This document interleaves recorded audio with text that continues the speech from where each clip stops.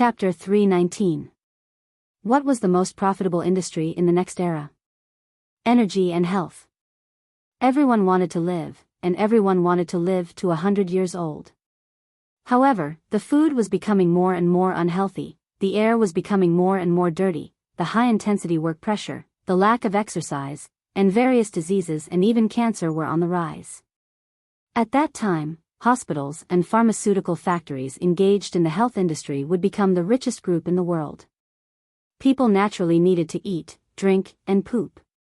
If they wanted to eat and drink well, they needed an energy supply. However, everyone knew that now every country was facing an energy crisis. Everyone was thinking of ways to create recyclable energy or renewable energy. At that time, the practitioners in the energy industry would also be the winners of the world. They would even affect the economic lifeline of a country and gain the right to speak on a global scale. Whoever had more energy would have the right to speak. Controlling the life and death of others, how could other people resist? The Rubik's Cube happened to be a recyclable energy source that could be used on a large scale. Take the two products that Chaoyuan Research Institute had now come up with as an example. When the plan matured and the product matured, if it was put on the market, it would produce a fuel revolution in the automotive and even aerospace fields. Renewable energy replacing non-renewable fuel. What kind of earth-shaking change would this bring to Huaxia? Oh, the whole world. Lu Mingtu and his wife were the creators of the Rubik's Cube, but they died inexplicably in a foreign country.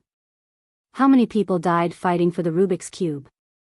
Marx said in Capital, once there is a proper profit, capital will be bold. If there is a 10% profit, it will be guaranteed to be used everywhere. If there is a 20% profit, it will be active. If there is a 50% profit, it will take risks. For a 100% profit, it will dare to trample on all human laws. If there is a 300% profit, it will dare to commit any crime, even at the risk of being hanged. The profit of the Rubik's Cube was more than 100 times or 1,000 times. It was possible to be 10,000 times or even 100,000 times. The more tenacious human life was, the more huge its profit was, endless. Therefore, Lu Shu, who was sitting opposite Fang Yan, killed his brother with his own hands. You people are all slaves to money. Fang Yan said viciously. Don't you like money? Lu Shu asked. I am the grandson of money, Fang Yan said. Money's grandson also had money's bloodline. Lu Shu and the other slaves had to call him young master. He was really a guy who never forgot to take advantage of others. Everyone wants to live. Everyone wants to live a better life, said the willow tree. With a knife in your hand, it's inevitable that your clothes will be stained with blood. If you talk about the rules with someone, and they stab you, don't you think it's a loss? I won't listen to your twisted theories. I believe that even if I don't use a knife on my hand or stain my clothes with blood, I can still make money. If you don't use a knife, others will. If you don't get stained with blood, others will. Lu Chaoga is scheming and scheming.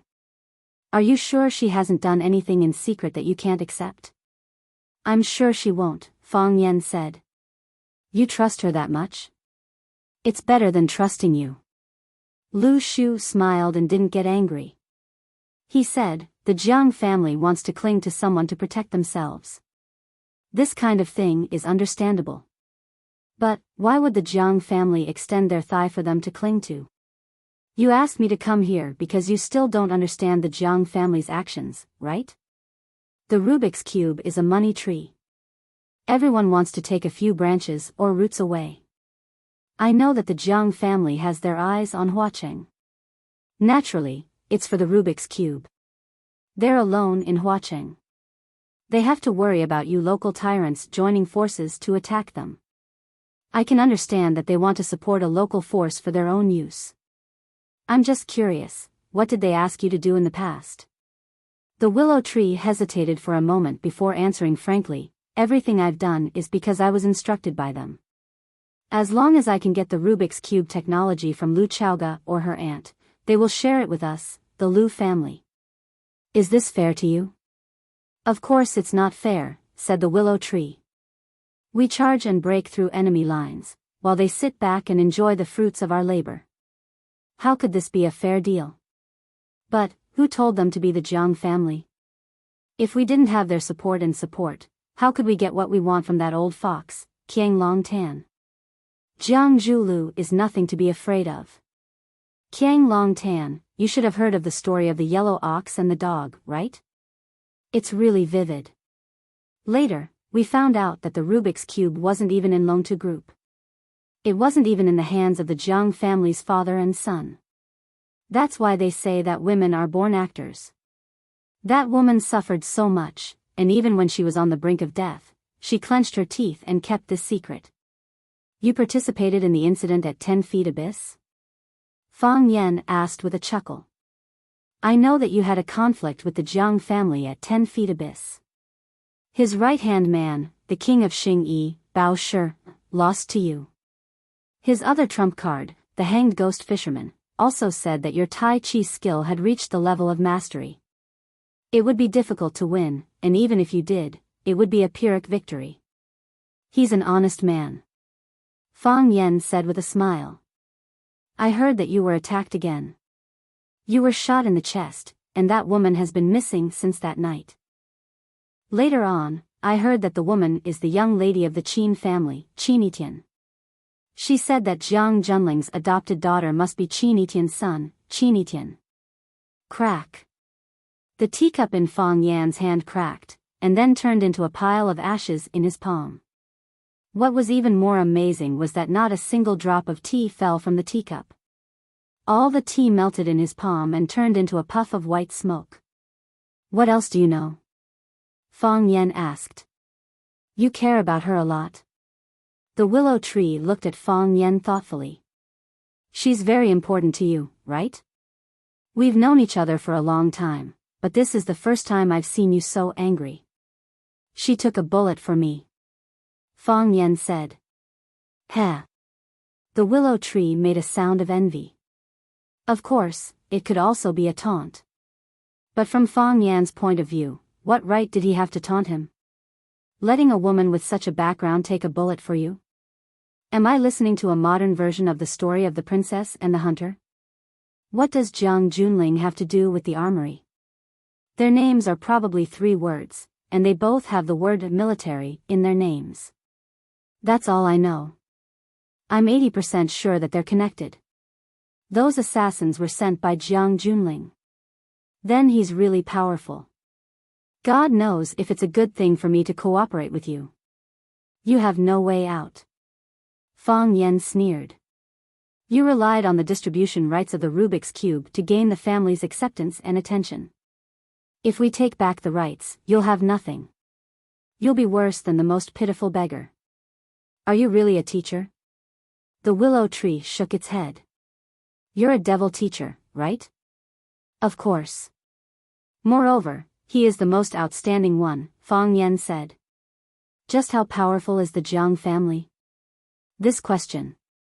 The willow tree fell into deep thought. I've also asked my father. What did he say? He said he also asked my grandpa. Fang Yan stood up and said, remember to pay for the tea when you leave. I heard you're going back to Yanjing. The willow tree shouted. Fang Yan turned to look at the willow tree and asked, do you have a different opinion? It's just a friendly reminder. Just like you said, I have no way out. God knows what kind of crazy things that Lu woman will do if you die. So, I can only pray that you're alive and well. You can't go back to Yanjing. Because of the Jiang family? Because of the Jiang family. The willow tree said with a serious expression. I don't know how powerful the Jiang family is. Maybe even my grandpa doesn't know. But, they're the most powerful family in Huaxia. There's no doubt about that. What we see and what the outside world sees is only the tip of the iceberg. Hidden in the city, have you ever heard of such a family before? Of course, they didn't know of your existence before. Now, especially after experiencing so many things in Huaqing, do you think you can still live if you go back to Yanjing where they firmly control the territory? Do you think I won't go back because they're too powerful? Fang Yan said with a smile. Take a step back and you'll see the world. After a few years of accumulation, maybe you'll have the strength to challenge them. Or, Miss Qin is willing to take a bullet for you and marry you. If you can enter the Qin family's gate, the Jiang family won't dare to act rashly. From the willow tree's point of view, he indeed hoped that Fang Yan and Miss Qin would end up together. Because of the conflict between him and Lu Qingming tried to kill him in the end. His weakness was in Fang Yan's hands, so he could only rely on Fang Yan without reservation. If Fang Yan's life was good, his life would also be good. Plus, who wouldn't want to get close to a powerful family like the Qin family? I won't back down, not even a step back. Fang Yan's eyes were firm, and his voice was passionate. My home is in Yanjing, my parents are in Yanjing, my family and friends are all in Yanjing. I want to go home for the holidays, I want to be filial to my parents, I want to drink with my family and friends. My student is there too. She was injured because of me. I want to go back and see how she is. The Jiang family can't stop me. A strange light bloomed on the willow tree's face, and he said, I checked the weather forecast before I came, it's snowing in Yanjing right now. Big people have big scenes, this saying is true. Snowing in Yanjing is for us to go home. Fang Yan laughed. When the time comes, I'll wear a green robe, carry a pot of good wine, listen to the wind and watch the snow, and chop off a few heads to cook. Wouldn't life be great? Chapter 320. Hearing this, Lu Shu's blood was boiling, he had the urge to kowtow. He had always disliked Fang Yan, because he felt that Fang Yan liked to escape, was too cunning, had too much intelligence, but not enough rigidity. However, to be able to say such words, it was enough to show that he was also a heroic warrior with iron bones that could shake the 9 continents, his arrogance soaring to the heavens. When it came to acting cool, Lu Shu was really far inferior. A man in black pushed open the door, stood behind Lu Shu, and said, Young master, we can't trust him, why? Lu Shu picked up the teapot, poured himself a cup of hot tea, leisurely savored it, and asked aloud. He's not a good person, Lu Shu smiled, and said, Do you think I'm a good person? I just feel that we shouldn't place such a heavy bet on him. If we lose, we'll lose everything. When the Lu family is threatened, and there's no profit to be made, they'll throw young master out without hesitation. They've already done that once. Lu Shu turned his body to look at the man in black behind him, and said, Chen Pu, sit down. Let's talk. Other people get scared when they see my face, and very few people are willing to come and talk to me now. Sometimes, finding someone to talk to is an extravagant hope, that's because they're short-sighted. Young master will one day soar to the heavens, Chen Pu firmly said. Lu Shu shook his head, and said, I'm not a hidden dragon, I can't soar to the heavens, I just want to try my best to live. Sometimes, living is also a very great thing. If I wait until my good little brother Lu Qingming makes his move, I'm afraid I won't even have a chance to live. This is also the reason why I want to cooperate with Fang Yan. If I don't cooperate with him, if I can't get a part of the profits from the Rubik's Cube, the Lu family, who can tolerate a useless person? Oh, it's more appropriate to call him a monster. When I sat in a wheelchair and swaggered through the streets, the facial muscles of the elders in the family who care about face must be twitching badly, right? We can choose to cooperate with him, but we don't need to place all of our bets on him. How can he go against the Jiang family? Of course he can't go against the Jiang family, Lu Shu said. Jiang Junling is Jiang Junling, and the Jiang family is the Jiang family. Jiang Junling was now using his own power, the power given to him by the Jiang family. However, when the day comes when the generals also treat Fang Yan as an opponent, he will only be crushed into mud. No matter how fierce a tiger is, how can it collide with a tank? What about us? We have no other choice, said the willow tree.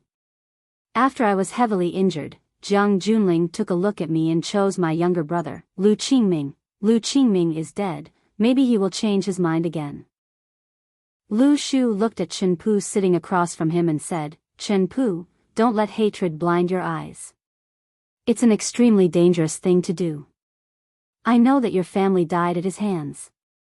You hate Fang Yan and view him as your mortal enemy. If we're talking about hatred, shouldn't I hate him even more? I am the lover of Huaqing, one of the 4 prodigies of Huaqing, one of the top young masters. Wherever I go, I'm the center of attention. No matter where I sit, there are always beauties throwing themselves at me. He destroyed me. Chen Pu went silent. Compared to the willow tree, his own pain was not even worth mentioning.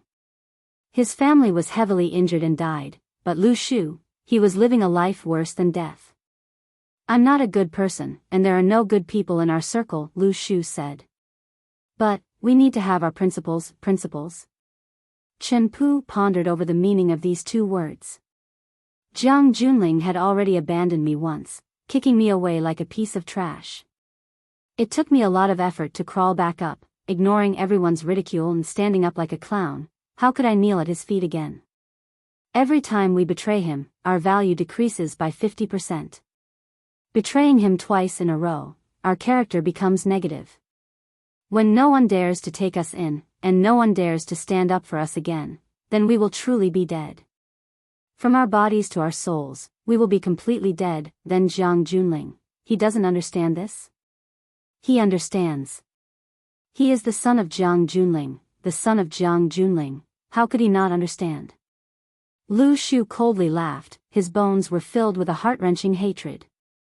He simply doesn't care about us. In his eyes, we are too insignificant. Kicking him is kicking him, changing him is changing him. Aside from me, there are still countless people kneeling in front of him, who can hurt him. Young master, what do you mean?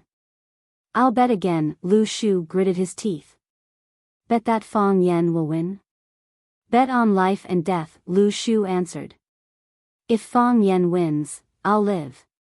If Fang Yan loses, I'll die. Young master, Lu Shu waved his hand dismissively, saying, if I lose twice in a row, then the heavens won't accept me. What's the point of living then? He put down the teacup in his hand and said, push the wheelchair in. Right now I really can't leave it. Chen Pu silently stood up, pushed the wheelchair in from the door, then helped Lu Shu sit on it. Go back, Lu Shu said. Remember to pay for the tea. I'm sure that guy who's talking about cutting off a few heads to go with the wine won't pay for it. Fang Yan frowned and said, I've already thought about it. I'll take you back to celebrate the new year with me. What are you doing alone in Huaqing?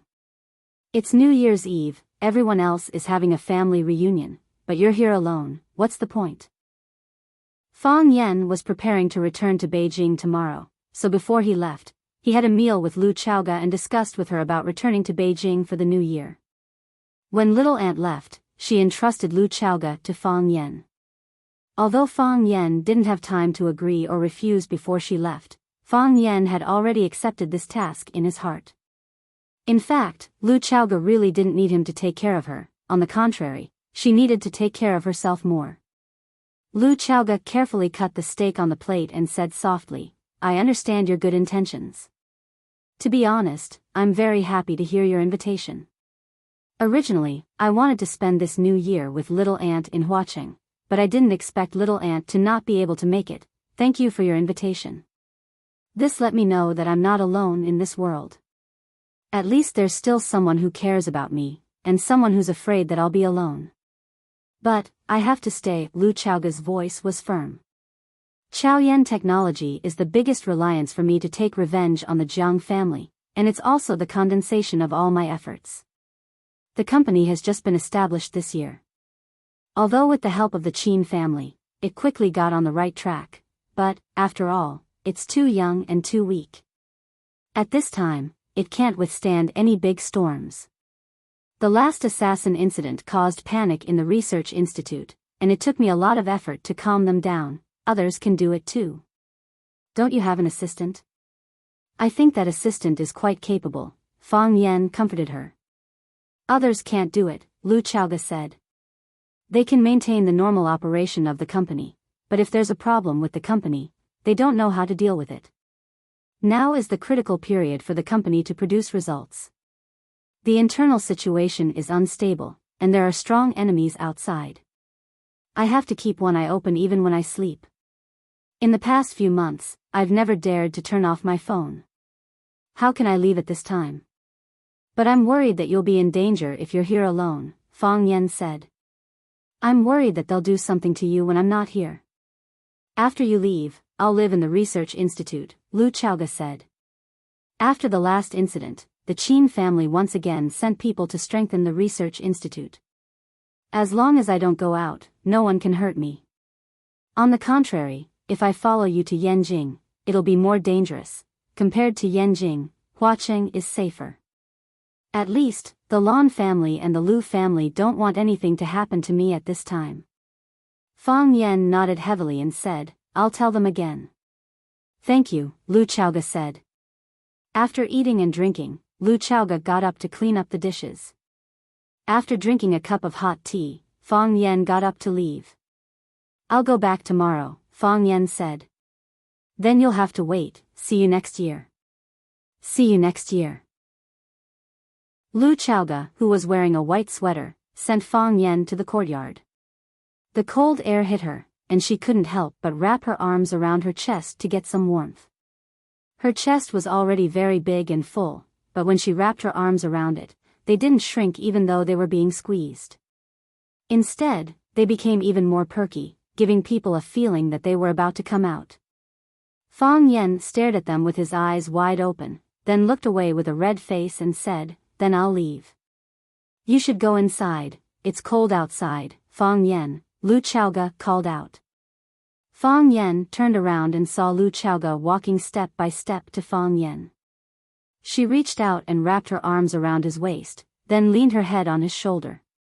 With a warm and soft body in his arms, Fang Yan felt that his heart was about to stop. He wasn't this nervous even when he was facing the Thousand Leaves army. He didn't know what to do and raised his arms, but he was worried that she would get up immediately, so he quickly hugged her. He felt that his chest was being pressed by something, a very warm and full feeling. I've said it before, I'll help you make Chao Yan the #1 in Hua City, the #1 in Hua Xia, the #1 in the world, Lu Chaoga said. Because I really don't know how to thank you. I won't leave Chao Yan, I'll wait for you in Hua City. Fang Yan was about to cry. You liar, you're so smart, how could you not know how to thank me? You must know. Can someone help to remind her of it? Chapter 321. Fang Yan didn't wear his green shirt. His only green shirt was torn into pieces during the battle with Bailey Lu. He did carry a few bottles of liquor, which were gifts prepared by Lu Chaoga for the old drunkard. Of course, those things and some other gifts were packed in boxes, so Fang Yan couldn't bring them to the plane. The only things he brought to the plane were his cell phone, wallet, ID, and 2 clowns. I think the stewardess is very beautiful.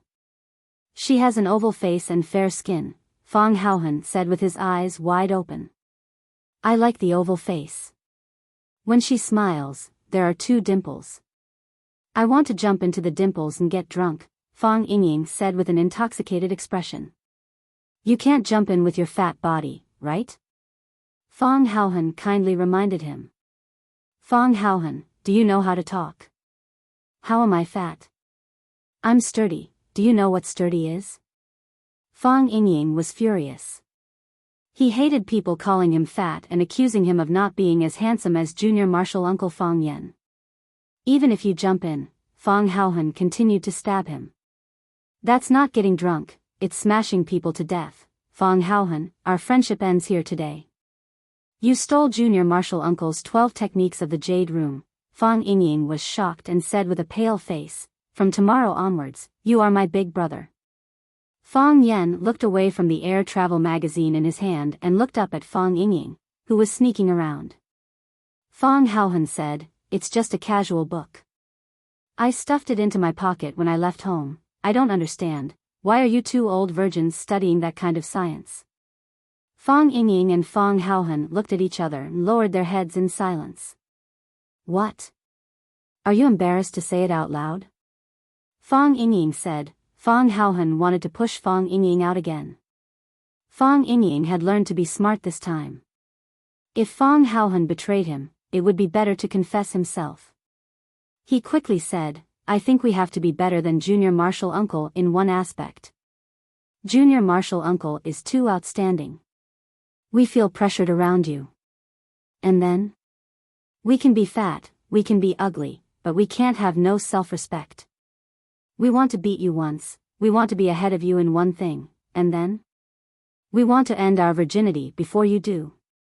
Innocence? Fang Yen looked at Fang Yingying's bun face in shock and said, "You didn't have this when you were born, right?" Junior Marshall Uncle, I'm talking about virginity, chaste virginity. Virgin. Fang Yingying said with a red face. Virgin? Fang Yen thought about it and slapped Fang Yingying and Fang Haohan's heads. He sneered and said, I'm afraid your wishes are going to be in vain. I've been ahead of you for a long time. You didn't. Fang Yingying clenched his teeth and said. You think I didn't? There are a lot of women who like me, you know, this has nothing to do with you being a dorm boy. Fang Haohan stood firmly on Fang Yingying's side this time. Fang Yen was a little exasperated and said, if I say I'm not, then I'm not. Do I need to prove it to you? Junior Marshall Uncle, we've learned bone physiognomy, Fang Yingying said carefully. Master taught us. We can tell with a glance whether someone has martial arts or not. We can also tell if someone is a dorm boy or not. Why did the old drunkard teach you this? Could it be that your martial arts never improved? So you've always been studying these crooked methods. Go back and do the plum blossom steps 100 times. Junior Marshall Uncle, you win, Fang Yingying said with a sad face. We admit defeat. Yes, we admit defeat, Fang Haohan agreed. Then don't make us do the plum blossom steps. What do you mean by this? You have to admit defeat because you succumbed to violence? We don't mean that. Not at all. I don't care, Fang Yen said, annoyed. Fang Yingying smiled and said, I thought you wouldn't come back last night. What do you mean? Fang Yen asked. We heard you talking to Miss Lu on the phone and asked her out for dinner tonight, so Fang Haohan and I made a bet that you would stay at Miss Lu's house. Fang Yen trembled with anger. He growled in a low voice, you two idiots. What kind of person do you think I am?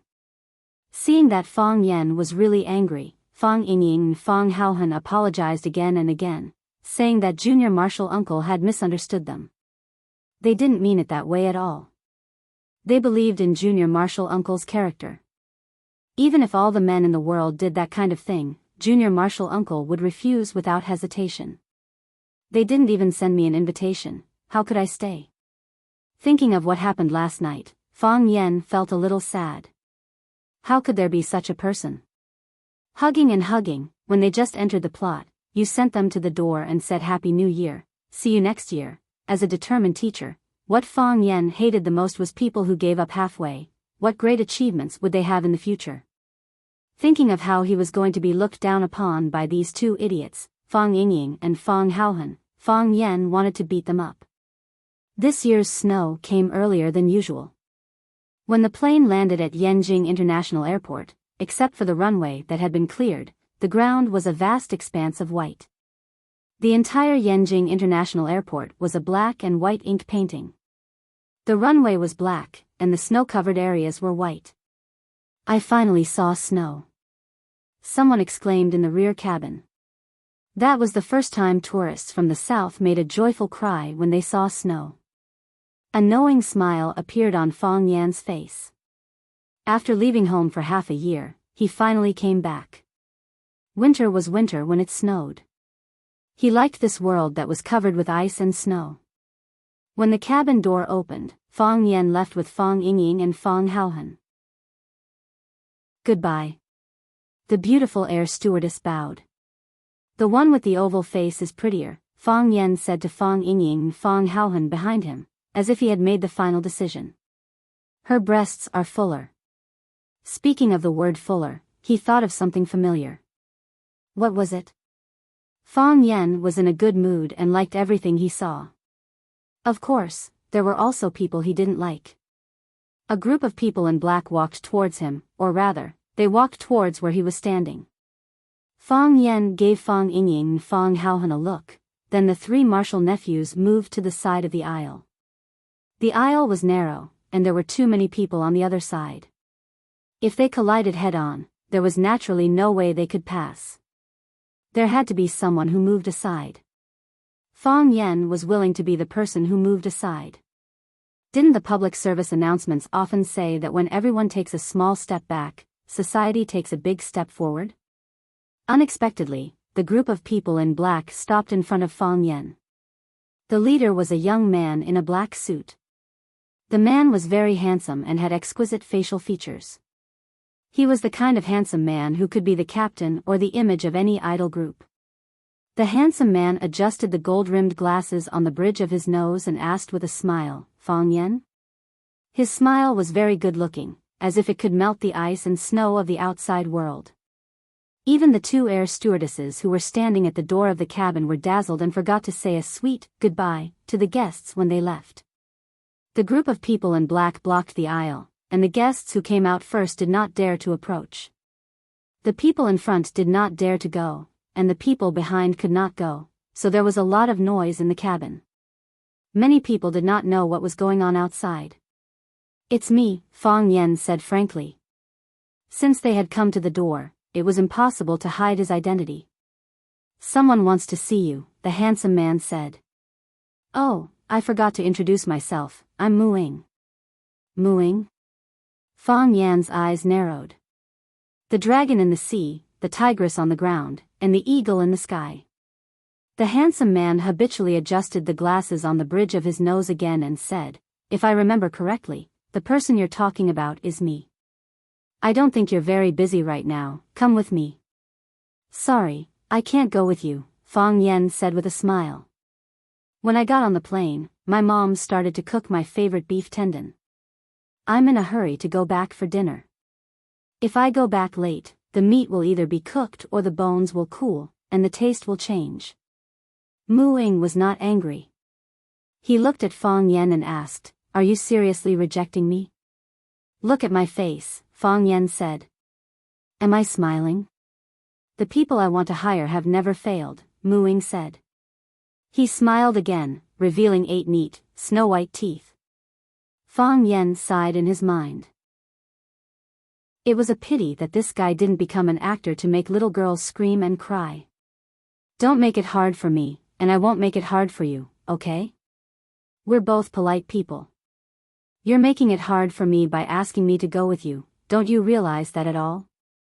Fong Yen said with a serious expression. "I'm not one of those little girls who will willingly go back with you if you throw me a flirtatious look." "Then how about going back with me?" A bright voice suddenly came from the back of the crowd. The men in black parted as a group of women in black camouflage walked over. Their military boots clanked as they walked on the concrete floor. It was as if they were stepping on everyone's hearts, making it hard for them to breathe. The leader was a voluptuous woman with a big silver ring on her ear. She strode up to Fong Yen, looked at him with a smile, and said, "Who would like such a pretty boy? You're a man of iron bones.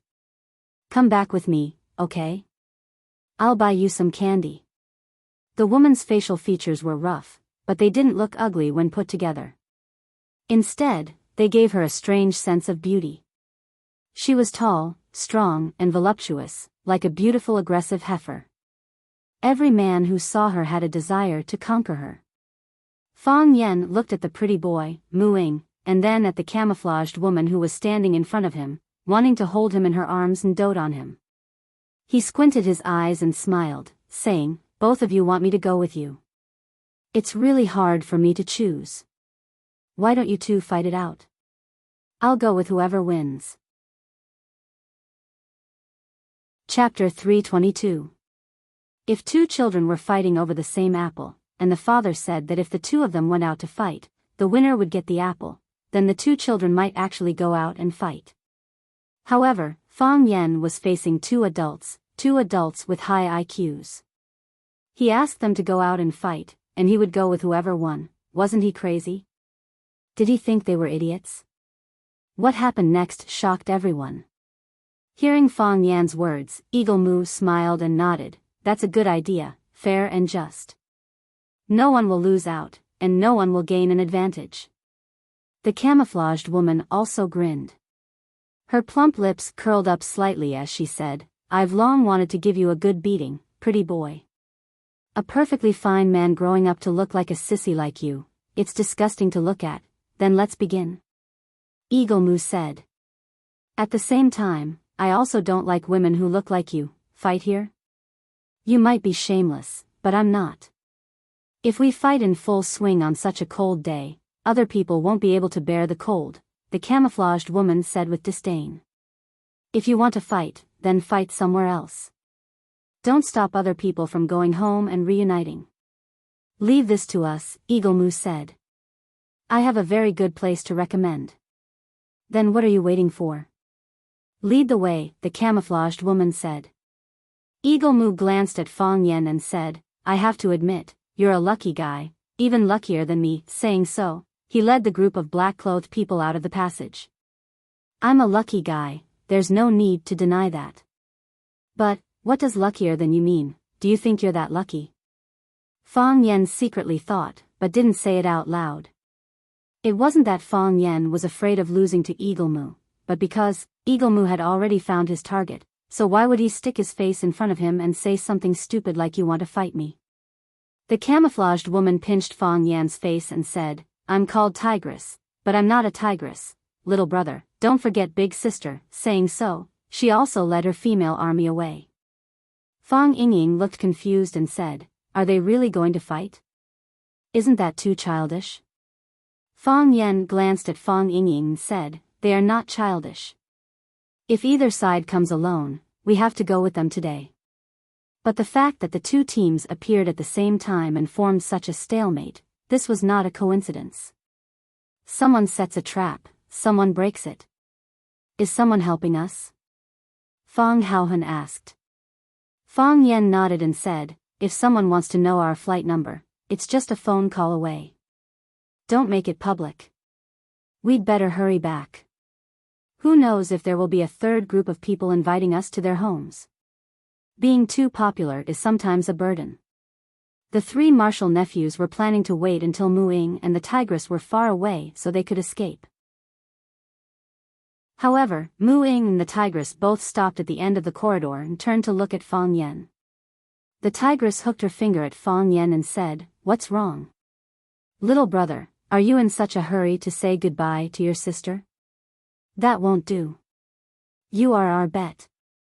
Mu Ying looked at Fang Yen and said, then come with us. It's good to watch the fun. Fang Yen had no choice but to follow the two groups of people toward the place they were leading. It wasn't until the group of people who blocked the passage had gone far away that the passengers who were intercepted got off the plane one after another. Just now, those groups of people were at daggers drawn, and they didn't even dare to breathe. Some people regretted that they didn't take out their mobile phones to take pictures. Otherwise, they could have posted them to attract attention. That man with glasses is so handsome, the women praised one after another. Fang Yen didn't know how Mu Ying and the others found this warehouse. There were so many warehouses in the airport, and he didn't know how they knew that this warehouse was empty. The warehouse, which was the size of a football field, only had some junk piled up in the corner. No one looked after it, and no one passed by. It was indeed an excellent place to practice. Mu Ying adjusted the glasses on the bridge of his nose, walked out from the crowd, and stood in the middle of the warehouse. The tigress grinned at Fang Yen and said, little brother, watch carefully. I'm going to break the bridge of this pretty boy's nose. In my eyes, you're better looking. Fang Yen smiled and nodded, but didn't say anything. He didn't want to offend anyone before he figured out the situation. He felt that he was the most innocent person in this incident. He just wanted to go home for the new year, and then two groups of people suddenly rushed out and wanted to take him away. Who did he offend? Not only was Mu Ying handsome, but his body was also very good. Coupled with the small glasses on the bridge of his nose, he looked like one of those beautiful men on TV. The tigress was tall, and standing opposite Mu Ying, she seemed to be stronger than him. Of course, the tigress's leather boots definitely had some advantages. As for whether Mu Ying's leather shoes had any internal strength enhancement, it was not something that outsiders could know. The man was wearing an expensive tailored suit, and every thread and detail seemed to have been specially repaired. The woman was wearing a wild camouflage. When the smile on her face disappeared, and her eyes became cold, she looked like a tigress who could pounce on someone at any time. Tigress, just like her name suggested. Muing took off the gold-rimmed glasses on the bridge of his nose, took out a silk handkerchief from his chest pocket, and carefully wrapped the glasses. A black-clothed man behind him took the glasses and carefully placed them in his pocket. Since there are guests, let's start. Don't let them wait too long, Muing waved at the tigress. The tigress didn't attack immediately, but she lowered her body again. Her head and waist swayed back and forth like layers of waves. No one knew when she would attack, and no one knew how she would do it. This kind of uncertainty put a lot of pressure on people. Muing looked gentle, but he didn't seem to have a good temper. Seeing that the tigress didn't want to take the initiative, he said with a smile, "If you don't want to take the initiative, then don't blame me for not being a gentleman." Before his voice faded, he was already in front of the tigress and punched her chin. "You want to die," the tigress said disdainfully. She clenched one hand into a fist and punched Mu Ying's fist with a stronger force. Fist against fist, flesh against flesh. Eagles were cunning and agile, but they were also fierce. A goshawk swooped down from the sky with the force of a lion pouncing on a tiger. Tigers were the kings of the jungle, famous for their bravery and strength. The king of birds in the sky and the king of beasts on the ground collided. Who would be the final winner? SSSSSSS. Before the fists touched, the wind and chi carried by the fists had already collided, creating a piercing noise. Boom, the two fists collided, and two majestic waves of air swept out. Mu Ying's meticulously combed hair was blown into a mess, and the big silver earring on the tigress' ear shook violently as if it was going to fly away. This wasn't the end. The moment their fists touched, they both exerted force again. Release of internal force. Bang! With a muffled sound, Mu Ying and the tigress were sent flying at the same time. According to the book, use of force, external force could injure people, and internal force could kill people.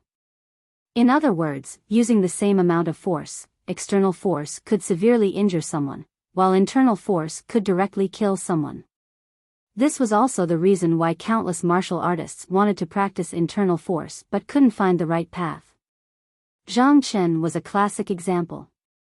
His external force had reached the peak, but compared to Fang Yan, who could release internal force, one move was enough to determine the winner. Mu Ying and the tigress both knew how to release their internal force, which was extremely rare in Yanjing. Also, according to Fang Yan's observation, the two were very good at using qi, and their qi was thick and strong. He was afraid that they were about to enter the third realm of external force and internal force. Of course, there was also the possibility that they were deliberately hiding their strength. After one hit, the tigress took 3 steps back, and Mu Ying took 4. The tigress had a slight advantage. The tigress laughed proudly and said, "It's a pity that I didn't destroy your pretty face. You always say that I'm good-looking. Do you like me?" Mu Ying said elegantly, as if the previous loss didn't affect his mood at all. He was a guy who could easily win the favor of women. The tigress sneered and said, "Yes. I like you so much that I want to kill you." Her figure spread out once again, and the leather boots under her feet clattered on the concrete floor like a running monster. Mu Ying's eyes narrowed. He ran twice in a row, and his body suddenly jumped high. His body soared into the air, and then he swooped down like a vulture hunting for its prey. He clenched his fists and punched the tigress's head. If this punch landed, the tigress' head would burst open like a watermelon that had received a heavy blow, and juice would splatter everywhere. The tigress knew his intention, but she didn't try to dodge. She was confident that she could send him flying before he hit her head. At the moment of life and death, Mu Ying's fist suddenly disappeared. No, it just moved down an inch. Whoosh, his fist silently appeared on the tigress's chest, and then he punched the tigress's plump and sturdy chest. Bang! The tigress' body was hit hard, and she flew backward while blood spurted out of her mouth. However, as her body flew backward in the air, the military boots on her feet suddenly left her feet, like a missile that was shot out. Bang! Mu Ying's chest was hit by the leather boots. He grunted, and his body, which was flying in the air, fell heavily to the ground. Good fight, Fang Yan praised sincerely. Both sides hurt. Chapter 323. There was a clear shoe print on Eagle Moo's chest, while there was a trace of blood on the corner of Tigress's mouth. Their bodies were separated by 4 to 5 feet. The man in black brought by Eagle Moo and the woman in camouflage brought by Tigress stood in front of them to separate them. Fang Yan looked at Eagle Moo and Tigress in the middle of the battlefield and asked Fang Yingying and Fang Haohan, if the two of you were to fight against either Eagle Moo or Tigress, what are your chances of winning? I can last 5 minutes, Fang Yingying answered. I'll turn around and run, Fang Haohan answered.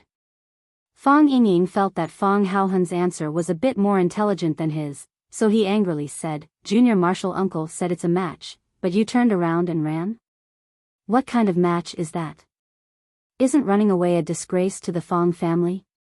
We'd rather die than be cowards on the battlefield. Fang Yan glanced at Fang Yingying and said, it's better for you to turn around and run.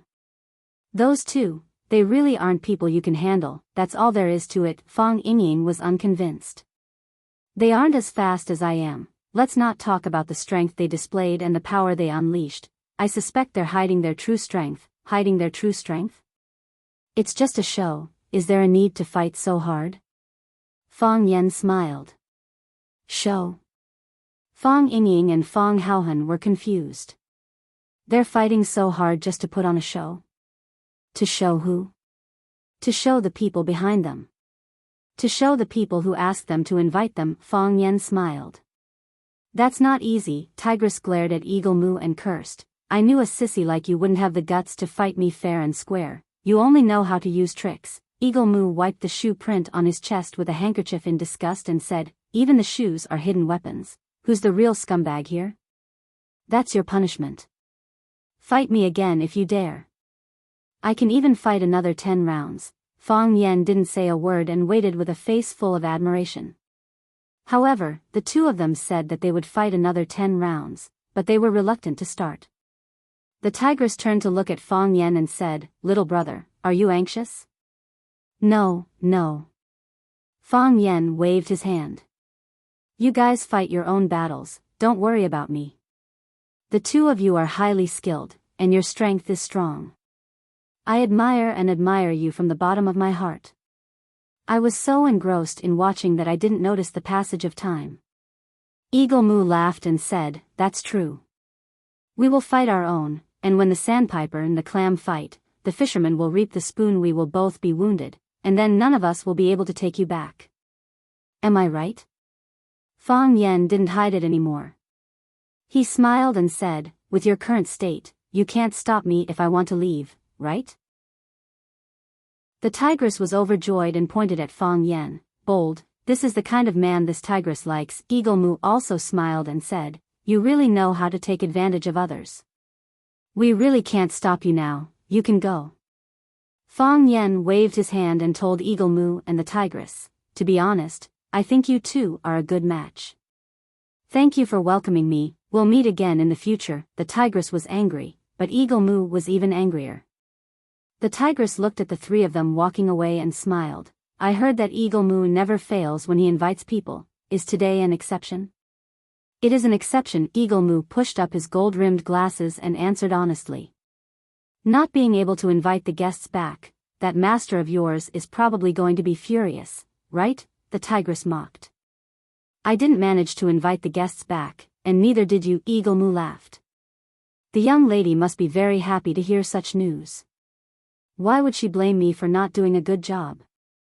Humph. You purposely came to ruin my plans. Same to you. Do you still want to fight? I want to do some exercise today. I need a target to vent my anger on. I'm sorry, I suddenly don't want to move today. Why? The tigress asked. You're too ugly, I can't hit you. Eagle Moo said. The three of them left the airport, but no one came to pick them up. They hailed a taxi and got in. After telling the driver the address, the taxi driver looked hesitant. "Why aren't you leaving?" Fang Yan asked. "Big brother, that place is too far. I'm afraid that the road will be blocked by snow," the taxi driver explained. "Add 100 yuan as a tip," Fang Yan said.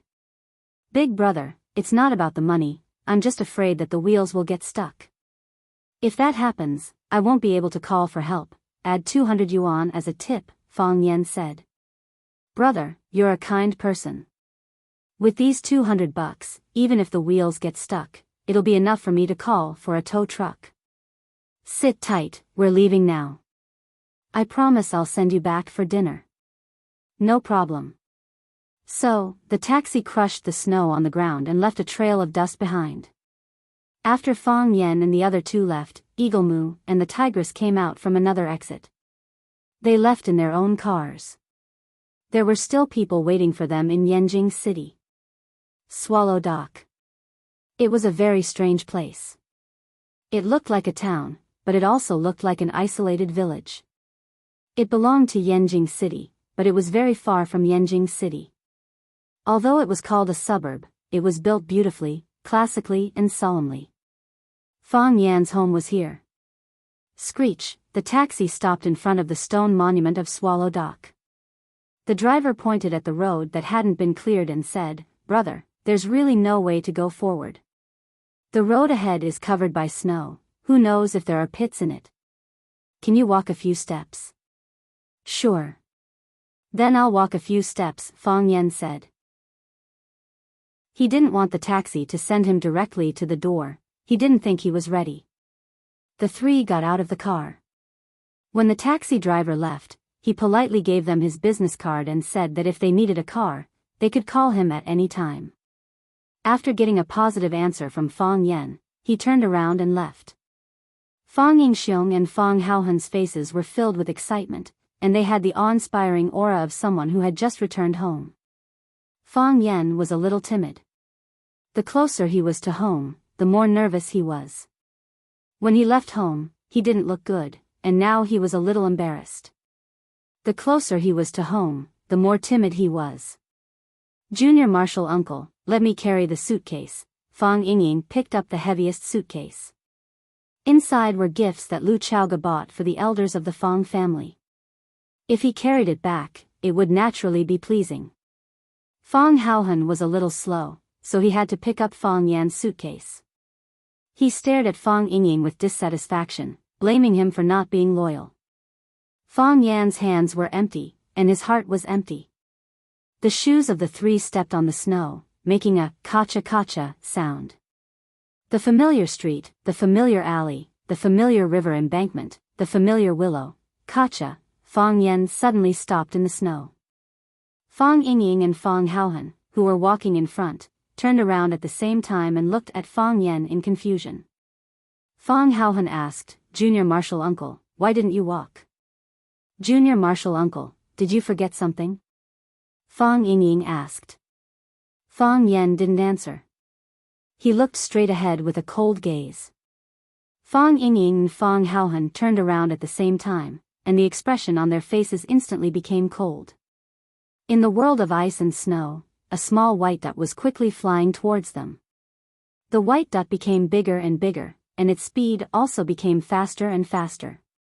Finally, it turned into a human figure. His white robe fluttered, and his black hair was loose. An extremely handsome and gentle man stood in front of Fang Yan. He held a bamboo scroll in his hand, and his whole body was filled with a comfortable scholarly aura. His smile was very gentle, and his eyes were very pure. Everyone who saw him would think that he was a noble young master who lived in seclusion in the mountains, untainted by karma and untainted by dust. The only thing that was out of place was that he was standing barefoot in the snow in this windy and snowy weather. His feet sank deep into the snow, leaving a row of long footprints on the white snow. However, when Fang Yan saw the row of footprints, his pupils couldn't help but shrink again. Every footprint was the same size, and every footprint was of the same depth. In other words, as he ran, the strength of every step he took was the same, not a bit lighter, not a bit heavier. Just how heaven-defying was this person's control of strength? He didn't waste a single bit of strength. Scholar Bai Xiu. Bai Xiu was an anomaly. Even in a place like Swallow Dock where there were countless strange people, he was still an anomaly. No one had ever said that he was talented, and no one had ever dared to look down on his strength. He kept a low profile, but everyone liked and respected him. Fang Huohua was an exception. Yi Gentle was known as the #1 among the younger generation in the martial world, but she said that he didn't have a 100% chance of winning against Bai Xiu. When Fang Yan didn't have the heart of Tai Chi, Yi Gentle was a fierce existence who could pinch Fang Yan as she pleased. But such an invincible woman said that she might not be able to defeat Bai Xiu. How could Fang Yan, who was lying on the bed, face himself? Fang Yan and Bai Xiu were polar opposites in Swallow Dock. Fang Yan was a typical bad boy, while Bai Xiu was the representative of a good boy. When Fang Yan was young, his family always taught him things like, "Look at Bai Xiu, he can already recite hundreds of Tang poems. Look at Bai Xiu, he scored 100 marks in the exam. Look at Bai Xiu, he can already draw the swallow painting. Look at Bai Xiu." Every bad boy had a good boy by his side. The good boy by Fang Yan's side was Bai Xiu. Bai Xiu looked at Fang Yan and grinned. It was snowing heavily. I was sitting at home, warming my wine and reading poems. I happened to read the line, "The master of Mount Hibiscus in the snow, dogs bark at the wooden door, returning on a snowy night." When I heard the sound of a car outside, I thought it must be you. Bai Xiu looked at Fang Yan with joy and said, "It's really you." Chapter 324. The good students and the bad students were like two contradictory classes. The good students suppressed the bad students in terms of academics, and the bad students fought back against the good students in terms of martial arts. Of course, Fang Huohua failed miserably. He was suppressed by Bai Xiu in terms of academics, but he failed to suppress Bai Xiu in terms of martial arts. From the day he met Bai Xiu, Fang Yan didn't like him. Why was he always so gentle and polite? Why were his clothes always white and clean without a wrinkle? Why was he always able to get full marks in exams, write poems, paint, and play all kinds of musical instruments? Fang Yan wasn't a perfect person, so he didn't like Bai Xiu, who was too perfect. On the other hand, Bai Xiu was neither too close nor too close to Fang Yan, neither too close nor too cold, neither too close nor too distant. Of course, he was like this to everyone. Looking at the barefoot Bai Xiu, Fang Yan said with a smile, "I don't think we're that close. Just tell me, why did you come out to see me?" Bai Xiu looked Fang Yan up and down and said, "You defeated the Japanese sword god Chiba Hashirama?" "That's true." "You defeated Yiro?" "I can't say I defeated him." Fang Yan glanced around with the corner of his eyes. He didn't see Yiro, the Fang family, or even a chicken raised by the Fang family. The Fang family's chickens were like the people of the Fang family. They walked with their heads held high and had a very special spirit. Of course, this didn't mean that Fang Yan could pick out the Fang family's chickens from other flocks. They didn't have the ability to look down on other chickens, mainly because Fang Yan didn't see a single chicken within hundreds of meters. The snow was so heavy that even the chickens didn't want to come out to look for food. "We just had a friendly match. I didn't lose." "Then you won." Bai Xiu looked at Fang Yan with a smile. "So, your heart of Tai Chi is resurrected again?" "What do you mean my heart of Tai Chi is resurrected?" "My Taiji heart is still alive." Fang Yan raised an eyebrow and looked at Bai Xiu. "You all know?" "Got it," Bai Xiu replied with a serious expression.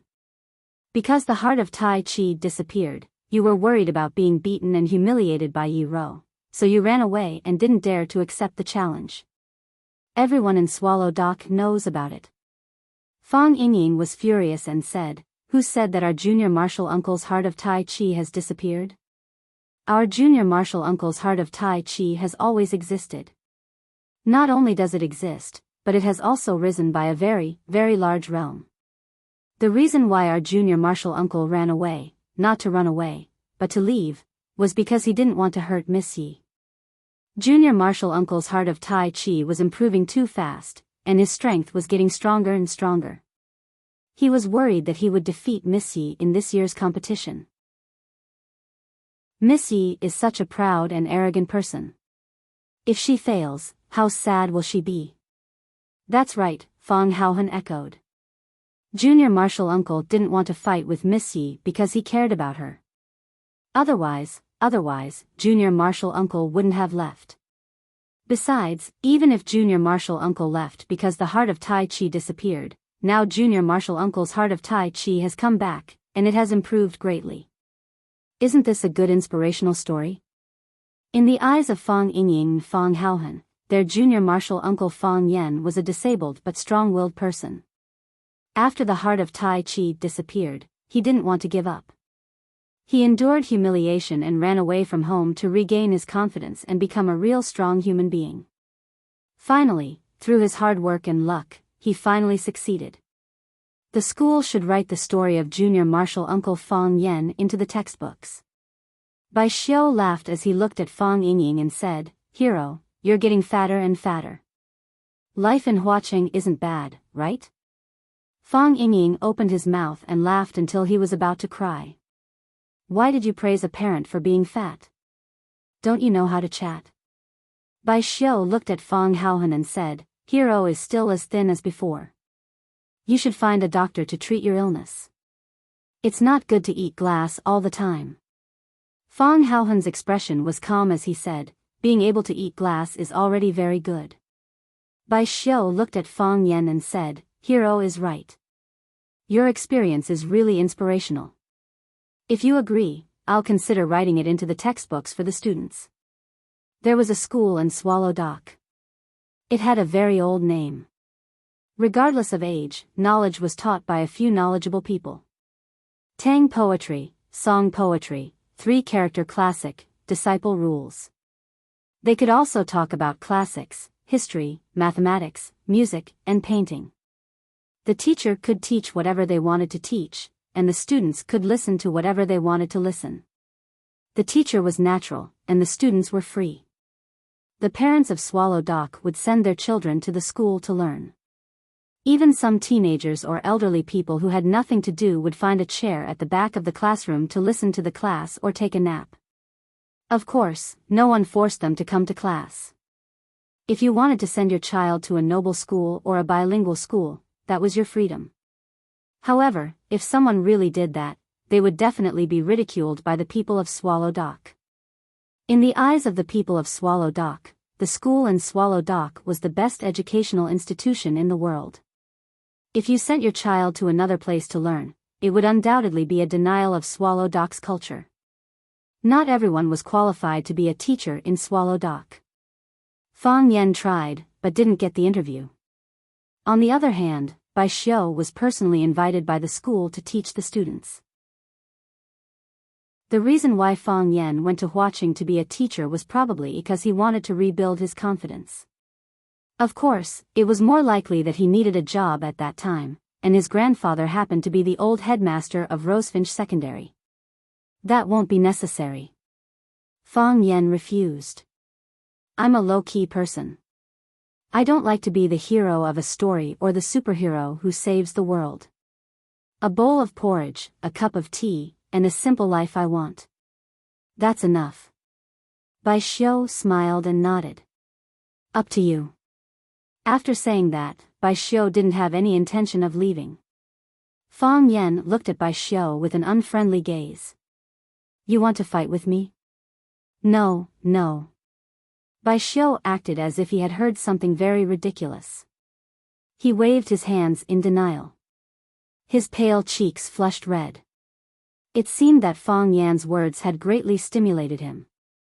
These days, there were very few men who would blush because of a man's words. If it wasn't because he liked Fong Yan, it proved that his personality was indeed simple and kind. You've just returned.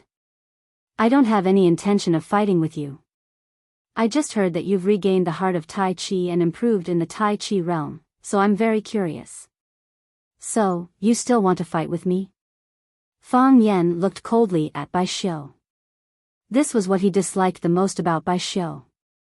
If you have something to say, just say it. If you have something to do, just do it. Why are you so wishy-washy? Are you a mother-in-law or a mother? Bai Xiu nodded embarrassedly. I just want to try. You know that I've always been very curious about new things. Since you want to try, I'll go back and eat first. Fang Yan said. He liked to prank Bai Xiu like this. Whenever Bai Xiu wanted to do something but didn't want to say it, he would use this method to retaliate. Don't you want it? Since I know, I won't let you get what you want. Every time Fang Yan bullied Bai Xiu like this, Phoenix would speak up for Bai Xiu. Thus, Fang Yan would bully Bai Xiu even more. In the past, Fang Yan thought that Bai Xiu did this because he was in his rebellious phase. However, Bai Xiu still did it happily. This proved that his behavior had nothing to do with rebelliousness. It was because he really didn't like Bai Xiu's style of speaking and doing things. All right. Bai Xiu said. There was a deep regret on his face. He wouldn't force others to do something they didn't want to do. Go back and eat first. You've just returned home. There must be a lot of things you need to deal with. Since you say so, let's fight, Fang Yan said. You're interested in new things. I'm only interested in you. Fang Yan's gaze swept over the row of footprints. The wind blew the snow, and the sky was dark. The row of footprints could no longer be seen clearly. However, Fang Yan could still clearly remember how they looked when he first saw them. They were the same size and had the same depth. How much did Bai Xiu's strength increase? Being strong and not returning home was like walking at night in brocade clothes. Fang Yan still had a big dream in his heart. After his heart of Tai Chi returned, he thought that during the spring festival, he would go door to door and challenge his friends who were close or not close to him. He would defeat them one by one. That way, they would be too embarrassed to call him Fang Ran and laugh at him for running away from home. Fang Ran ran. When he thought of this nickname, he wanted to vomit a few liters of blood. Since Bai Xiu took the initiative to challenge him, then he would start with him. Is it too bad? It won't take up your time, will it? Bai Xiu said with a guilty expression. Are you done? Fang Yan said impatiently. If you want to fight, then fight. You talk too much. Bai Xiu was not angry. Bai Xiu was not angry. He thought about it seriously and said, if we want to determine the winner, I'm afraid it will take a long time. My parents and relatives are waiting at home, and I don't want to waste too much of your time, lest they blame me. How about this, let's exchange 3 blows. After 3 moves, no matter who wins or loses, we will go home. How about it? Okay. Then 3 moves it is. Fang Yan nodded and agreed to Bai Xiu's suggestion. If they wanted to decide the winner, it would indeed take a long time. Besides, this was the stone tablet of Swallow Dock, and also the entrance to Swallow Dock. It would be bad if they startled some people who should not be startled. Hearing Fang Yan agree, Bai Xiu was happy as if he had obtained a treasure. He said, then let's begin. He waved his sleeve, and a gust of wind attacked Fang Yan. Fang Yan rolled his eyes helplessly. Chapter 325. Inside the manor, a beautiful woman dressed in white was driving a dark red lawn mower to cut the grass. Crack, crack, every time the blade of the lawnmower closed, the precious grass would be cut in 2. Grass foam and juices flew everywhere, the smell of grass mixed with the cold air and permeated the entire manor. The woman was very serious. She drove the lawnmower forward slowly and leisurely, as if she was doing something very important. Eagle Moo waited at the edge of the field, a small path made of protruding green bricks. This way, he wouldn't step on the young lady's favorite patch of grass. Crack, crack, as the lawn mower passed by Eagle Moo, the white-clothed, white-gloved mower didn't seem to have any intention of stopping. Eagle Moo called out, "Young lady," the tigress appeared at the airport. "I couldn't bring Fang Yen back." "Got it," the woman responded faintly and continued to drive the mower to cut the grass. Eagle Moo's report didn't come as a surprise at all. Eagle Moo smiled, pushed up his gold-rimmed glasses, then turned around to leave the manor. Since the young lady said she got it, that means she already expected this answer. In an old courtyard house, a young man was sitting on a stone chair playing chess with an old man. The old man wanted to take back his move after one of his cannons was eaten, but the young man wouldn't agree. The two of them were in a stalemate, neither able to convince the other.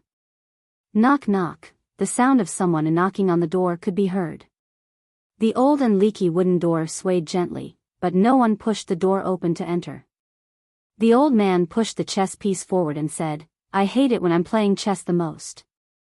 If you have something to say, then get out of here. Don't bring these trivial things to disturb my peace. You knew you were going to lose, so you purposely pushed the chess piece away." The man smiled and said. "It's not the first time either." The old man took a sip of hot tea from the teapot and scolded, "You think I'm a sore loser? I've lost at least 80 battles, big or small, in my life. And the result? Where are the old dogs that beat me now? Dead. A person who would never lose, how many people would be jealous of him? Sometimes, it's better to lose, it's better to be safe. If he lost, he could live longer. Look at me. How old am I? I've already forgotten about it." The old man thought of something he was proud of and started singing at the top of his voice. "I was originally a carefree person from Crouching Dragon Hill. Talking about yin and yang was as easy as turning one's palm to protect the universe. The late emperor went down to Nanyang to invite the imperial entourage thrice and allied with Dong Yuwu to destroy Chao Wei. He was given the title of Marquis of Wuxiang, holding the commander's seal, conquering from the east to the west, attacking from the north to the south." The man sat on the stone chair and listened with a smile. It was not until the old man finished singing the empty city stratagem that he got up and walked out of the courtyard. "You didn't bring it back?" The man frowned slightly.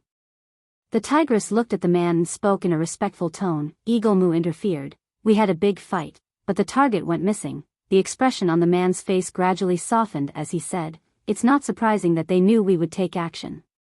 They could protect him for a while, but not forever. This is Beijing."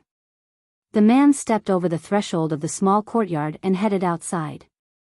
A man in black followed behind him unhurriedly. The tigress looked at the man's receding figure with a playful look in her eyes. Ziji Tongjian said, "A person with both talent and virtue is called a sage, while a person without both talent and virtue is called a fool. Virtue over talent is called a gentleman, talent over virtue is called a villain." Bai Xiu had both talent and virtue. It was too much to call him a saint, but no one would have any objections if he was called a gentleman. For example, the first move he made with his sleeves used the wind as an attack. It was a warm-up or a gift move for martial artists before a duel. Because the lethality was limited, it usually did not cause much physical harm to the person being attacked. Other people would think of ways to knock down their opponent in a fight, but he would never use all his killing moves right from the start. Of course, Bai Xiu's move was not that simple. Full wind sleeves, chi like a knife.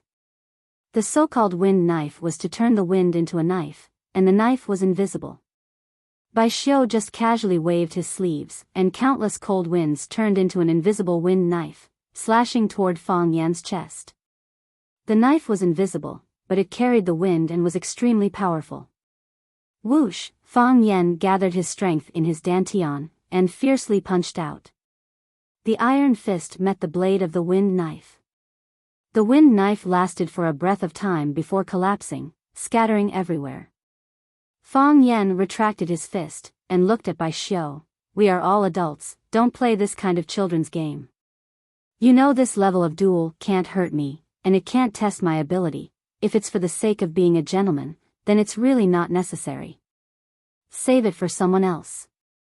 Bai Xiu smiled honestly, and said, "I know this wind knife can't hurt you, and I also know this level of attack can't test your ability. But you just came back, and I want to fight you to the death. I don't think that's appropriate. I don't want to kill you. 2 more moves, Fang Yan said. Hurry up. I still have to go home after the fight. Fang Yan looked up at the sky, and said, the snow is getting heavier. The sky grew darker, and snowflakes fluttered down, dancing in the wind. Yeah. The snow is getting heavier, Bai Xiu agreed. His body spun 360 degrees on the spot, so fast that he was like a spinning top whose shadow could not be seen clearly. His robe flapped in the wind, and his sleeves fluttered towards the sky. It was as if he wanted to catch all the beautiful snowflakes falling from the sky in his sleeves. Whoosh! When his body stopped, countless snowballs flew towards Fang Yan's direction. These snowballs were the size of fingernails, crystal clear, round and cute, as if they were finished products from a machine production line. However, countless snowballs were equivalent to countless silver bullets. They carried a strong gust of wind and murderous intent, whistling towards Fang Yan. The sky full of snowballs gathered into a formation. Fang Yan's body, as well as his possible escape routes, were all sealed. Fang Yan's eyes became cold, and finally became serious. He knew the power of these snowballs. Each snowball was like a hard steel ball. These ice balls that Bai Xiu had temporarily condensed had a destructive power that could destroy anything. Even an iron plate could be pierced through by them. Flying flowers and leaves could hurt people. The same principle applied to wind knives and snow arrows. During the war, the Xingyi master Li Hanzhan encountered dozens of strong enemies. Unarmed, he killed all the attackers with a handful of pine needles. Later, he found out that these people were members of the East Sea Black Dragon Triad. In a rage, Li Hanzhan joined the National Army and led his mountain-moving brigade to wipe out countless invaders. He especially took revenge on the East Sea Black Dragon Triad. In the northeast of Huaxia, the strongest area of the Black Dragon Triad was almost completely wiped out by Li Hanzhan. This was the effect of practicing internal force to the extreme. Li Hanzhan finally became a grandmaster, and was nicknamed King of Needles. From then on, generations of martial artists aimed to pursue stronger and purer internal force. Fang Yan and Bai Xiu were both masters of internal martial arts, and also figures of the inner Jianghu. They started to practice qi at a very young age, and when qi flowed through their whole body and into their weapons, they could always achieve unexpected results. Bai Xiu's second attack made Fang Yan feel danger. The heart of Tai Chi rotated automatically, and the Tai Chi realm also unfolded naturally. In the Tai Chi realm, the countless snowballs turned into countless white spots, rushing toward all the vital points and acupuncture points on Fang Yan's body. This alone showed that Bai Xiu's strength was unfathomable. Those ordinary snowballs in his hands seemed to have eyes, and had the ability to recognize and hit acupuncture points. If they hurt the flesh, they would only have to lie in bed for 3 months to recover. However, if they hurt the vital points or acupuncture points, they would either die or be disabled. This Bai Xiu had indeed become fierce. Of course, the purpose of a martial arts competition was to defeat the other party. An opponent who always attacked one's buttocks or calves would probably be looked down upon. Fang Yan stretched out his hands. With just a light stretch, he caught a handful of snowballs in his palms. He threw the ice balls out, and the ice balls collided with the other ice balls. One hit the other, and the 2 snowballs that deviated from their direction hit even more snowballs at the same time. With the help of the Tai Chi realm, Fang Yan could clearly see the positions and trajectories of those snowballs. He was like a brilliant magician, using the snowballs as a primer, causing the interior of the ice formation to loosen and disintegrate. Pa pa pa pa pa, the sound of the snowballs hitting each other rang out incessantly, and the sound of ice cracking rose and fell. Pa! The wind stopped, and the snow scattered. Fang Yan's surroundings were restored to tranquility. The howling wind stopped, and the ice balls that were jumping restlessly also disappeared. It was as if they had never been in this world. They were originally condensed from snowflakes, and after being hit by the snowballs infused with hidden force from Fang Yan, they naturally broke into pieces, and then instantly turned back into soft white snow. Bai Xiu's eyes flickered, and he said, "This is the evolved Tai Chi realm?" The previous Tai Chi realm wasn't like this, it didn't have this kind of ability. "This is the evolved Tai Chi realm," Fang Yan said with a smile. "I named it Starlight. Every meteor has its own trajectory, and in my Tai Chi realm, every object's movement, even the slightest movement of grass has its own trajectory." "Congratulations," Bai Xiu said. "If it's sincere congratulations." A withered yellow bamboo piece appeared in Fang Yan's palm, and he said, "Why do you still want to kill me?"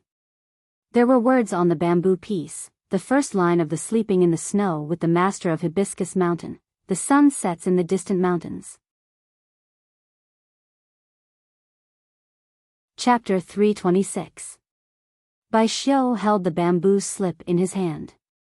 The first piece of bamboo was taken away and became his weapon to kill his enemy. Under the attack of the ice balls that filled the sky, a bamboo piece that blended in with the color of the sky suddenly flew over. The worst thing was that the bamboo piece came from behind, and it stabbed into the middle of Fang Yan's back while he was busy blocking the ice balls, as if there was another killer hiding in the snow behind him. A pincer attack, using countless ice balls as bait to attract Fang Yan's attention, but the real killer move was on this bamboo piece. Fortunately, Fang Yan had the heart of Tai Chi. The heart of Tai Chi was the heart of nature, and the domain of Tai Chi was the domain of the king. In his own territory, everything was under Fang Yan's supervision. Therefore, Fang Yan chose to grab a handful of ice balls to block the ice balls, while his other hand was used to intercept the killer move from behind. Being on guard, the bamboo piece fell into Fang Yan's hand. Bai Xiu looked at the bamboo piece and smiled. "This is my third move." "The third move to kill me?" "I'm just more attentive. As you said, if I don't use a special move, I can't defeat you, and it's difficult to force you to use your true strength. Even so, you still blocked it." Bai Xiu showed a regretful expression. "A move that doesn't kill can't be considered a killer move. I should have been more cautious." Fang Yan looked at Bai Xiu with a smile. "Don't worry, there will be another chance, yes?" Bai Xiu nodded seriously. "Now that you're back at Swallow Fort, we have a chance to spar at any time, right? Did Phoenix go to Flower City to find you?" Fang Yan stared sharply at Bai Xiu, trying to see through his real thoughts at the moment. Was he jealous? Or could it be that the murderous intent had arisen from love? "Yes." Fang Yan nodded. Since Bai Xiu already knew, there was no point in hiding it. After all, many people had seen the Phoenix when he had fought against the Thousand Leaves army on the peak of One Sword Peak.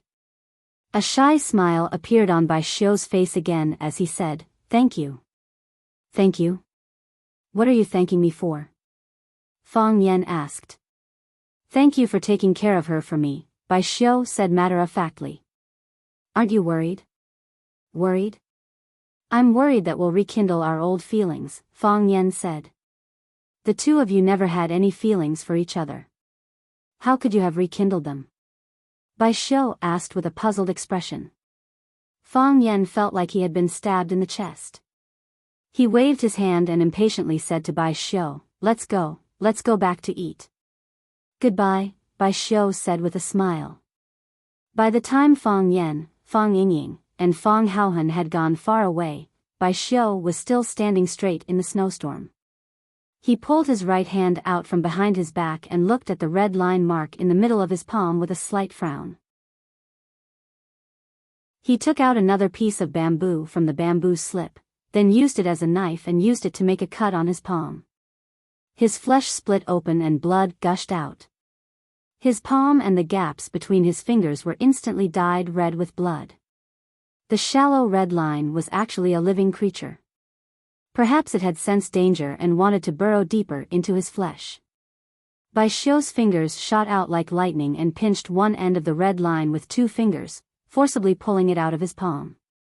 Screech, screech, screech, the red line shook its head and let out a soft cry. Bai Xiu raised the red line snake in front of his eyes and looked at it, then suddenly exerted force. Crack! The red-lined snake's body exploded and turned into a puddle of blood. Bai Xiu threw the red-lined snake on the ground, then grabbed a handful of snow and rubbed it in his hand to clean the blood off his fingers. What else do you know? Bai Xiu muttered to himself. The biting cold wind blew his long hair, and his white robe also danced wildly in the wind. He sprinted barefoot like a wandering ghost in the wilderness. Crack, crack, crack, the three martial nephews walked through the deep snow toward the Fong family's mansion again. Junior martial uncle, who won, you or Bai Xiu? Fong Yingying asked as he carried the big box. Because the snow was too deep, he could not put the box on the ground and pull it. He could only carry it in his arms and protect it carefully. He knew that the box was filled with gifts from Miss Lu Chaoga to the Fong family's master. If he carried it back like this, the matriarch would at least praise Fong Yingying for his hard work and that this handsome young man was very good at doing things. I won, Fong Yan said. I knew junior martial uncle must have won, so I didn't ask. So I won't ask, Fong Haohan said. Fong Yingying had the urge to beat up Fong Haohan. How could you stab your own brother like that? He retorted, I also knew that junior martial uncle must have won. The reason why I asked this question is because, if no one asked, junior martial uncle himself would be too embarrassed to tell us that he won, right? And this is the only way to express how much we value junior martial uncle's every match. He didn't lose either, Fong Yan said. His expression was stern, and his eyes were filled with unfathomable thoughts. What do you mean? Fong Yingying and Fong Haohan were dumbfounded. What kind of answer was that? Did junior martial uncle win or lose? If he won, junior martial uncle would definitely tell them, because he was not a humble person. Hero. Good man, Fong Yan said in a deep voice. If Bai Xiu wants to kill you, don't hesitate, run. Run as far as you can. Junior martial uncle, Fong Yingying's eyes widened. Bai Xiu is, junior martial uncle, we understand. Fong Haohan kicked Fong Yingying's foot and interrupted, we won't give Bai Xiu a chance. If Bai Xiu wants to kill us, we'll turn around and run, while shouting for help. Fong Yan looked at Fong Haohan with relief and said, That's what you should do. Don't have any wishful thinking. Fong Yingying was very sad. He felt that he couldn't understand what junior martial uncle and Fong Haohan were talking about. Why did Bai Xiu want to kill them? They were all from the same village, why did he want to kill them? If he dared to kill them, wouldn't he be afraid of junior martial uncle's revenge? Shifu wouldn't let him go either, right? After walking through this alley in a pond, the first house facing the pond was the Fong family's mansion. As they got closer and closer to home, Fong Yan became nervous again. Kacha, Fong Yan, who was walking at the back, suddenly stopped. Fong Yingxiong and Fong Haohan, who were in front, habitually looked forward. They didn't find any suspicious characters, not even a chicken. Who would come out and walk around when it was snowing? Junior martial uncle, what did you find? Fong Yingying asked. There's no one in front, Fong Haohan reminded. Let's call home, Fong Yan said. Call? Fong Yingying and Fong Haohan were dumbfounded. Fong Yingying's chubby finger pointed ahead and said, Junior martial uncle, we'll be home in another 500 meters. We don't need to call, right? Let's just call, Fong Yan said. We'll give our family a surprise. But if you call, won't everyone know that we're coming back? How can there be a surprise? Fong Yingying felt that his IQ couldn't understand Fong Yan's behavior. Fong Yan took out his phone from his pocket and called home. Soon, the call was picked up. Hello, who is this? His mother's voice came through. Mom, it's me, Fong Yan shouted while holding the phone. Fong Yan? Brat, are you on vacation? When are you coming back? His mother asked eagerly. In front of their own children, all parents in the world didn't have much resistance. Mom, I won't be coming back for Chinese New Year, Fong Yan said. I'm planning to spend Chinese New Year in Huacheng, so I can spend some time with Grandpa and Grandma, not coming back? How can you? If you want to spend time with Grandpa and Grandma, you can invite them over. How can I not come back? Mom, my dad, he is still mad at me, right? I left in such a hurry that I didn't have time to tell him. He must have been very disappointed, right? I feel very guilty, Fang Yan asked in a low voice. Silly kid, you're afraid that your dad is still mad at you, so you don't dare to come back, right? Don't worry, with me here, your dad won't dare to scold you. Come back, I'm on your side this time. If he dares to scold you, I won't forgive him. This time, it's not your fault, Mom, this is indeed my fault. It has nothing to do with my dad. You can't argue with him because of this. You have to stand on my dad's side, he's doing this for my own good. I miss you too, I'll think about it. No need to think about it. Come back quickly. I'm waiting for you at home, I know you like to eat lamb scorpion, I'll make a big pot of it for you, okay? I'll tell you when I get back, Fang Yan said with a smile.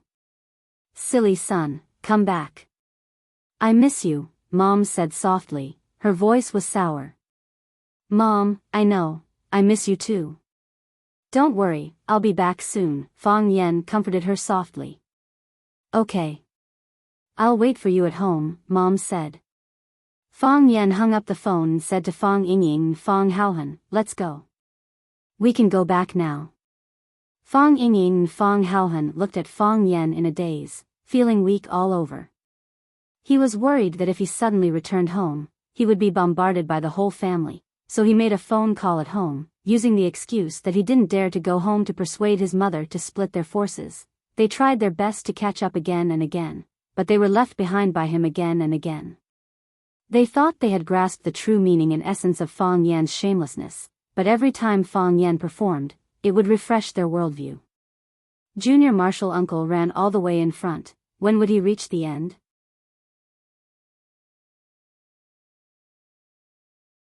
Chapter 327. When Lu Wan put down the phone, Fang Yixing came out of the study with a scroll of Wu Kaizi's 13 masterpieces of calligraphy and painting. Seeing Lu Wan's expression, he asked, "Is it that brat?" Lu Wan looked at Fang Yixing unkindly and said, "What brat?" "He is your son." "Humph, I don't have such a son."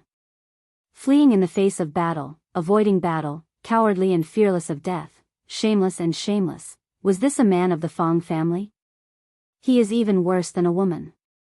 I, Fang Yixing, can't afford to lose my face. Fang Yixing shouted angrily.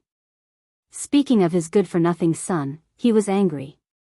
Humiliation, it was a humiliation as big as the heavens. How could he do such a thing?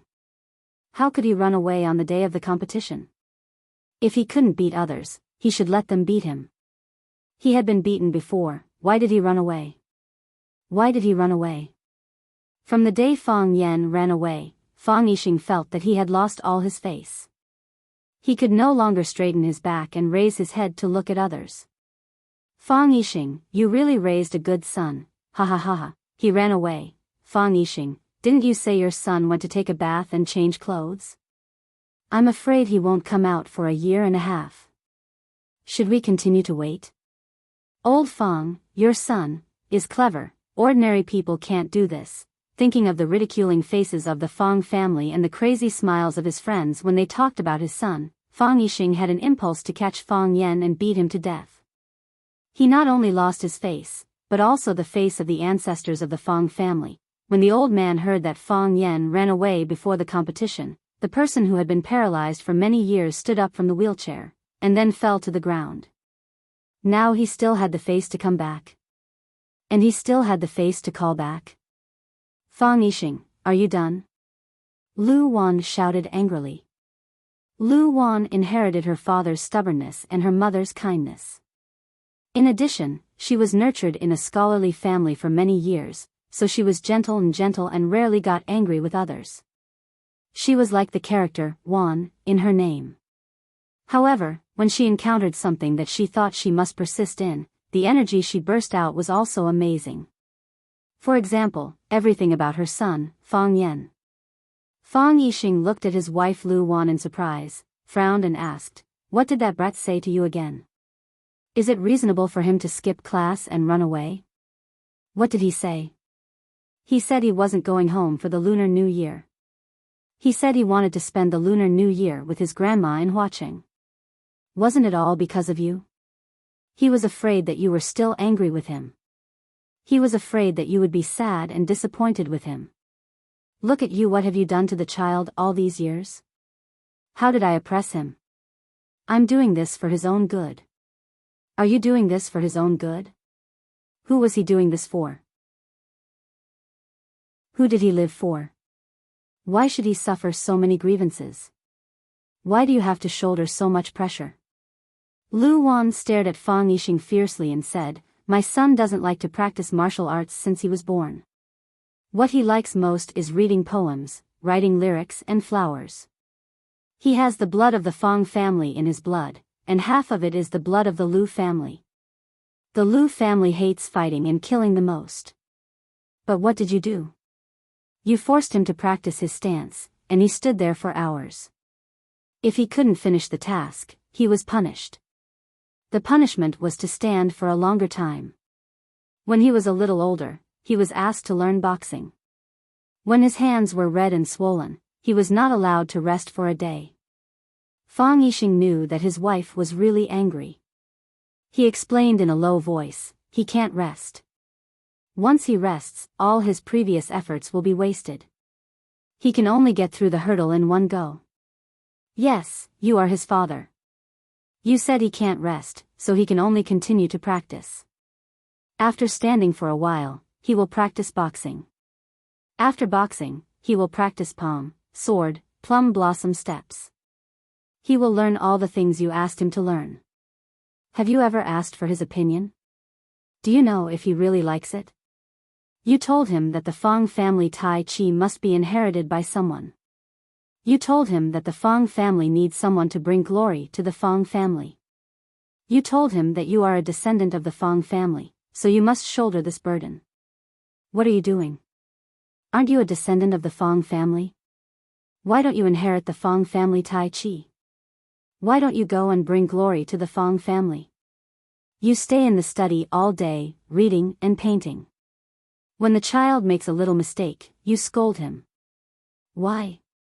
You have escaped for your whole life. Can't you allow my son to escape for once?" Fang Yixing opened his mouth, but he found that he couldn't say anything. What she said was so reasonable.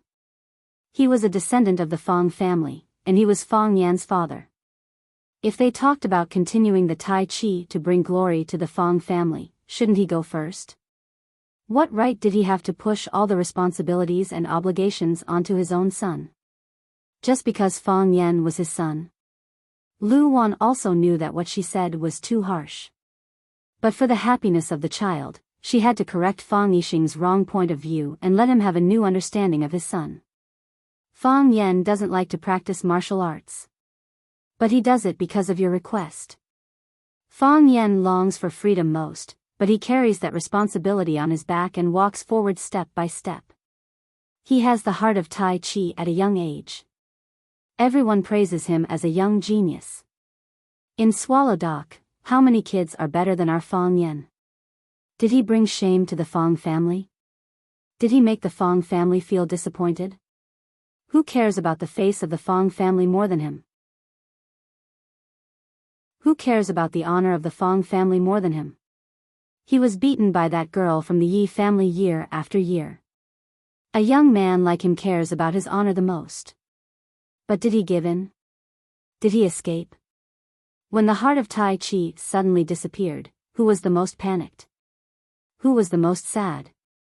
Can you understand the pressure he was under at that time? Have you ever thought about it from his point of view? Why did he stay? For the honor of the Fang family, to show the backbone of the men of the Fang family, to let everyone know that he was not a genius? To let everyone know that his heart of Tai Chi was just a flash in the pan? To let him be beaten again in front of everyone? Fang Yixing, Fang Yan is your son, not our enemy. How can you be so cruel to him? He doesn't even dare to go home now. Do you want me to lose this son? Fang Yixing was silent for a long time. He sighed and said, ask him to come back. What's the use of asking him to come back? He is afraid that you will be angry, not me. What do you want? You call our son and ask him to come back, Lu Wan said. Only if you call him in person will it be effective. The muscles on Fang Yixing's face twitched. That bastard made him lose face, and he had to call him to come back for the spring festival? Wasn't this bullying? You don't want to call? If you don't call, I won't call either. Just prepare to lose this son, Lu Wan said stubbornly. You are being unreasonable. Fang Yixing was extremely angry. You are being rude. Although the child died disgracefully, haven't you heard that? His heart of Tai Chi has been revived, and it's more powerful than before. Moreover, that Japanese sword god was defeated by him. A few days ago, the old master received congratulatory letters from his old friends, congratulating him for having a good grandson. The old master was very happy and asked me when Fang Yan would come back. I won't call. Fang Yixing said. If you want to call, do it yourself. After Fang Yixing said that, he turned around and walked to the study with the book in his hand. Bang! After the door was closed, Fang Yixing's expression immediately became gloomy. He walked back and forth in the study, from left to right, and from right to left. He opened the ink box and wanted to write a piece of calligraphy, but he didn't have any interest in picking up the brush. When he threw the brush into the inkstone, a smear of ink flew up and splashed on the back of his hand. When he wiped it with his hand, it became a pool of irregular black stain. Fang Yixing walked to the sofa and sat down. He looked at the telephone on the table and didn't move his eyes for a long time. He reached out his hand, grabbed the phone, and was about to dial a number. After dialing 2 numbers, he was irritated and put the phone down. He was restless. Seeing her husband enter the study, Lu Wan was sad. The men in this family were too proud. For the sake of their own face, they even abandoned their son. They were not even willing to call their son. Wasn't such a father too unqualified? Mom, I'm back, a familiar voice suddenly sounded. Lu Wan turned around and saw her son, Fang Yan, standing at the door and looking at her with a smile. A delicate face, a shy smile, and a piece of snow on his raised eyebrows. Fang Yan? Lu Wan couldn't believe her eyes. Her son just told her on the phone that he wouldn't come home for the spring festival. How did he stand in front of her in the blink of an eye? Mom, it's me. I'm back. Fang Yan patted the snow on his body and strode into the hall. Fang Yingying carried a big box with difficulty. Fang Haohan, who was sweaty, carried a cloth bag and followed Fang Yan into the house. These 2 guys carried the box and walked all the way, but it wasn't as hard as walking from the yard to the door. Lu Wan grabbed her son's hand and asked in surprise, didn't you say you were going to spend the spring festival in Huacheng and wouldn't come back? Yes. I thought so at first, but after calling you, I thought I should come back. You said you would think about it? Yes. I've thought about it very quickly. About 2 seconds, Fang Yan said embarrassedly. You said you should say hello before coming back, Lu Wan said. I haven't had time to stew lamb and scorpion for you. I said hello to you. When? Fang Yan pointed at the doorstep and said, I just stood there and said, I said, Mom, I'm back. I was saying hello to you. Chapter 328. Lu Wan was such a gentle woman, but she had the urge to strangle Fang Yan and bury him in the snow. This son. Was he really born by her? How could she give birth to a son with such a character? If she still couldn't understand Fang Yan's trick, then Lu Wan had grown up in a scholarly family in vain. People who read more were naturally smarter than ordinary people. The moment she saw her son appear at the door, she understood what her son was up to. This bastard was worried that she would be bombarded by the family when she came back, so he called in advance to say that he would not be home for the spring festival. Receiving such a call was naturally very sad. When she couldn't help but stand up to speak for him and had a civil war with Fang Yixing, who was most angry about his escape, he suddenly appeared at the door. Wasn't this adding fuel to the fire? Lu Wan felt very sorry for her husband. It was pitiful enough to give birth to such a son, but he was also ridiculed and scolded by her. You came back a long time ago, right? Lu Wan looked at Fang Yan and asked. It's not early, Fang Yan said. I just got home. I mean, you decided to come back to Yanjing for the Spring Festival a long time ago, and you came back early, but you didn't call me in advance. I did call, but you lied to me and said that you wouldn't be home for the Spring Festival, which made me sad for a while. Mom, I also wanted to give you a surprise, Fang Yan said embarrassedly. Surprise? Hee hee, it's really a surprise. Lu Wan waved at Fang Yan. Fang Yan, come here and let Mom have a look. Fang Yan opened his eyes wide and looked at Lu Wan with vigilance, saying, Mom, you don't want to hit me, do you? Lu Wan rolled her eyes at her son and said with a smile, Why would I hit you? You are my son. I just want to see if you have lost weight, whether you eat well and sleep well outside. Actually, I'm fine. Fang Yan moved towards Lu Wan step by step. But I want to maintain my figure, so I don't dare to eat too much. But Fang Yingying is a little fatter. Yes, yes. I'm fat, I'm fat. Fang Yingying echoed, trying to attract his mother's attention. What made him sad was that what he was doing was useless. No one even looked at him. Fang Haohan patted him on the shoulder and said sympathetically, No one looked at me either. It would have been better if Fang Haohan hadn't said anything. Hearing these comforting words, Fang Yingying's tears almost flowed out. It was too damn sad. Fang Yan spent a lot of effort to move in front of Lu Wan and said, Mom, what do you want to see? Lu Wan suddenly grabbed Fang Yan's ear and pulled his body towards her. Fang Yan cried out in pain and said, It hurts, it hurts. Mom, be gentle, I'm going to be disfigured. What do I want to see? What do you think I want to see? Lu Wan scolded angrily. I just want to see whether your face is thicker or not. Ah, how can you torment your own parents like this? Why did I give birth to a son like you? You called home to lie and made me quarrel with your father. I'm going to pull your ear off. Mom, I'm wrong. Mom. Mom, I was wrong. I didn't want to do this, but Fang Yingxiong said that I should call home to inform them. Fang Haohan also said that it would give people a pleasant surprise. First, you'll be disappointed, then I'll suddenly appear in front of you. They all said that you'll be very happy this way. It's all my fault for believing in their slanderous words. Fang Yan betrayed Fang Yingxiong and Fang Haohan without hesitation. What was the use of a martial nephew? Wasn't it used to be a scapegoat? As expected, Lu Wan glanced at Fang Yingying and Fang Haohan fiercely and said with a murderous look, Fang Yingying, Fang Haohan. Fang Yingying and Fang Haohan looked at each other. They both had a kind of determination to pull Fang Yan down even if they were to be cut into pieces. Fang Yingying ran to Lu Wan with the big leather box in his arms and put it down. He knelt down with a thud and kowtowed 3 times. He hugged Lu Wan's leg and cried, Madam, I miss you so much. How are you? I'm going to find Junior Marshal Uncle. I can't be filial to you. You must take good care of yourself. When you are hungry, remember to eat. When you are cold, remember to add clothes.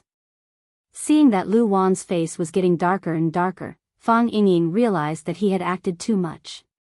He hurriedly opened the big box in front of him and said attentively, Madam, look. These are all the gifts your daughter-in-law chose for you. There must be something you like. Daughter-in-law? Lu Wan was stunned. Fang Yan got married outside? Daughter-in-law sent gifts?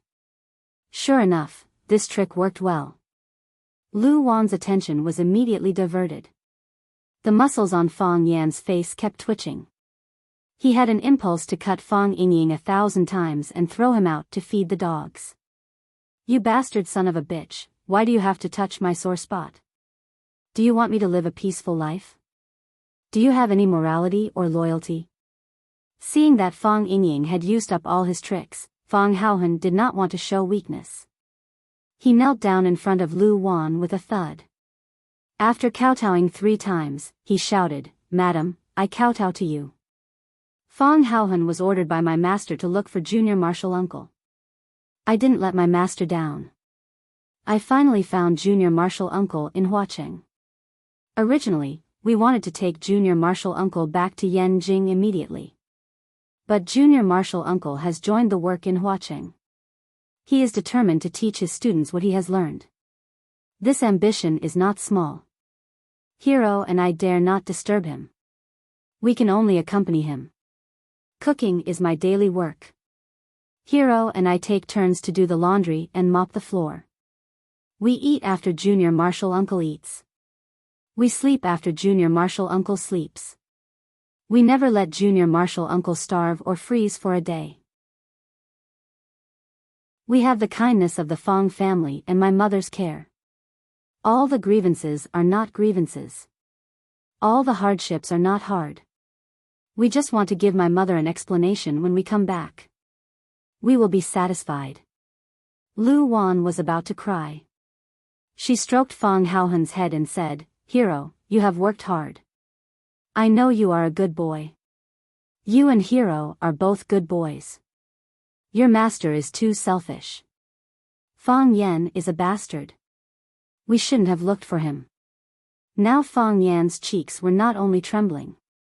His whole body was shaking. So hateful. It's so hateful. He hunted wild geese all day long. Today, he was pecked blind by 2 small geese. Isn't the truth the opposite of what they said? Fong Yan wanted to kick Fong Yingying and Fong Haohan's butts. He scolded, "You 2 bastards. Touch your conscience. Tell my mother, who is taking care of who in Huacheng? Whose food are you eating? Whose house are you living in? How did you survive in Huacheng when you're penniless? Tell my mother clearly." Unfortunately, he forgot that his ear was still in Lu Wan's hand. Seeing that Fong Yan wanted to beat her, Lu Wan was even angrier. She pulled hard, and Fong Yan's kick failed. Lu Wan slapped Fong Yan's head and shouted, "You are such a wastrel. When you are at home, you have everything you need. When did you do housework? If it weren't for Fong Yingying and Fong Haohan, how could you survive in Huacheng? You don't know how to repay kindness, and you even touch your benefactor. Fong Yan, you are so disappointing." Fong Yan cried. He wanted to run away from home. This home was so dark that he couldn't feel any warmth. The city is getting dark. When love passes by, how many people can be happy? No one loves me. No one waits for me. I don't think I'll be lonely. The people in this city are too cold and weak. I'm the only one left. I've walked too much alone, and my tears keep rolling. Please save your love for me. My heart is so cold, waiting for you to hurt me. Slap. Fong Yan's head was slapped again. Also, what's wrong with my wife? There are so many girls. What's the job? Is she beautiful or not? You didn't even tell your family before you got married? Are you going to get married because you have a baby? You came back this time just to tell me the truth, right? If I don't agree, you're going to elope with someone. Explain it to me. Fong Yan was completely dumbfounded. Mom, have you watched too many melodramatic dramas at 8 o'clock? What do you mean by getting married because you have a baby? Come home and tell me the truth. Elope with someone? What are you talking about? I don't understand at all, okay? At this moment, even the originators, Fong Yingying and Fong Haohan, became idiots. They opened their mouths wide and couldn't say anything for a long time.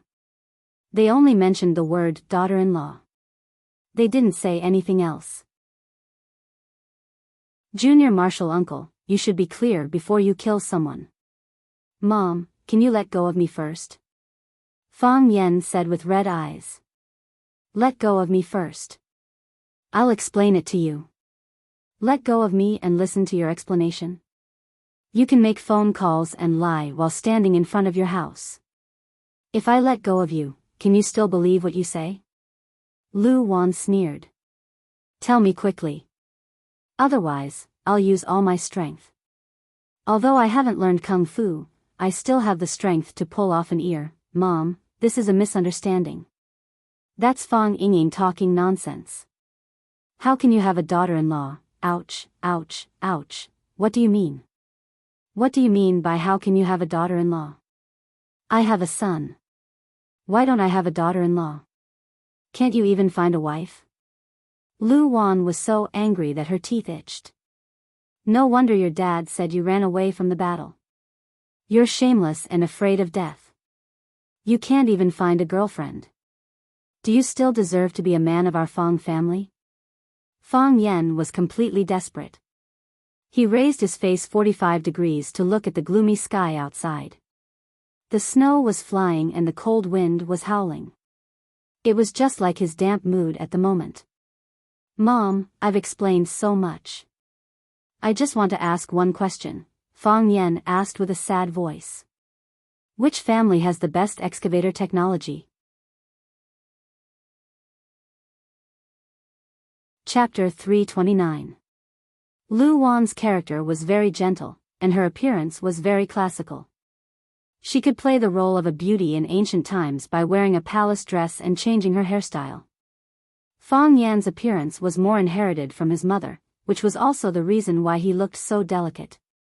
Hearing the extremely strange question asked by Fang Yan, Lu Wan was extremely shocked and asked, "What excavator technology, Fang Yan? What are you talking about?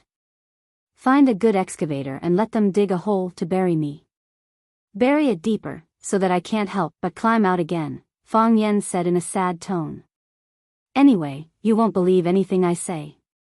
Lu Wan then let go of Fang Yan's ear and said seriously, "Then tell me, what's going on?" "You don't have a daughter-in-law for the time being," Fang Yan said with absolute certainty. "The person they are talking about is a very good friend of mine." "No?" Lu Wan obviously still had some doubts about her son's words. Her eyes moved to Fang Yingying and Fang Haohan again, with an expression that said if they dared to lie to her, she would really find an excavator to dig a hole and bury them alive. Fang Yingying and Fang Haohan looked at each other and knew that they could only grit their teeth and persist to the end. Just now, in order to change the topic, they revealed the matter of Fang Yen and Lu Chaoga. If they denied their previous words now, Lu Wan would definitely kill them. "Madam, if Junior Marshal Uncle says no, then no." Fang Yingying glanced at Fang Yen carefully, as if he had to say so because he was afraid of Fang Yan's power and influence. "However, when we were in Huacheng, we all lived in Miss Lu's house." "What?" Lu Wan widened her eyes. "Cohabitation? Fang Yen even cohabitation with a girl?" "Mom, don't look at me like this. I did live in her house, but that house is vacant. She usually doesn't live there." Junior Marshal Uncle didn't lie. "Miss Lu only comes to stay for a night occasionally." Fang Haohan loyally helped Fang Yen get away with it. Lu Wan stared at Fang Yen for a long time and asked, "Is Miss Lu's name Lu Chaoga?" Fang Yan's eyes widened. Even Fang Yingying and Fang Haohan were confused. They only called her Miss Lu and didn't seem to call her by her name. How did my mother know? Strange. Do you think I don't know what you've done in Flower City? Do you think that we can ignore you and pretend that we don't have a son like you after you leave? Lu Wan felt sour in her heart and said, "You haven't arrived in Flower City, but we already know your whereabouts. We know everything you've done in Flower City. I call your grandma every night. You've come up with a new teaching method. You've had conflicts with others. Your class got the first place in the language exam. I know everything. Although your father said that he was angry and never asked about you, every time I called your grandma, he would sit next to the telephone and pretend to read the newspaper. I know he also misses you, Fang Yen. You're our child. As a parent, who would really be angry with their own child?" Plop. Fang Yen knelt down on the ground. "Mom, I'm sorry, I let you down," Fang Yen said with red eyes. I've tried very hard, really tried very hard, but I always let you down again and again. Luan reached out to pull Fang Yan up from the ground and said, "You didn't let us down? It's just that we had too high expectations of you. If we randomly found an opponent for you, how could you fail for 1 year, 2 years, 3 years, and then again? But we wanted you to find Ro, in the whole Swallow Dock, who can be her opponent. Others can't beat her, so why should my son beat her? You've tried hard, we know, you don't like to practice martial arts, but you forced yourself to enter this field, and you can also achieve such achievements. How can I be disappointed with you? You don't know how proud I am.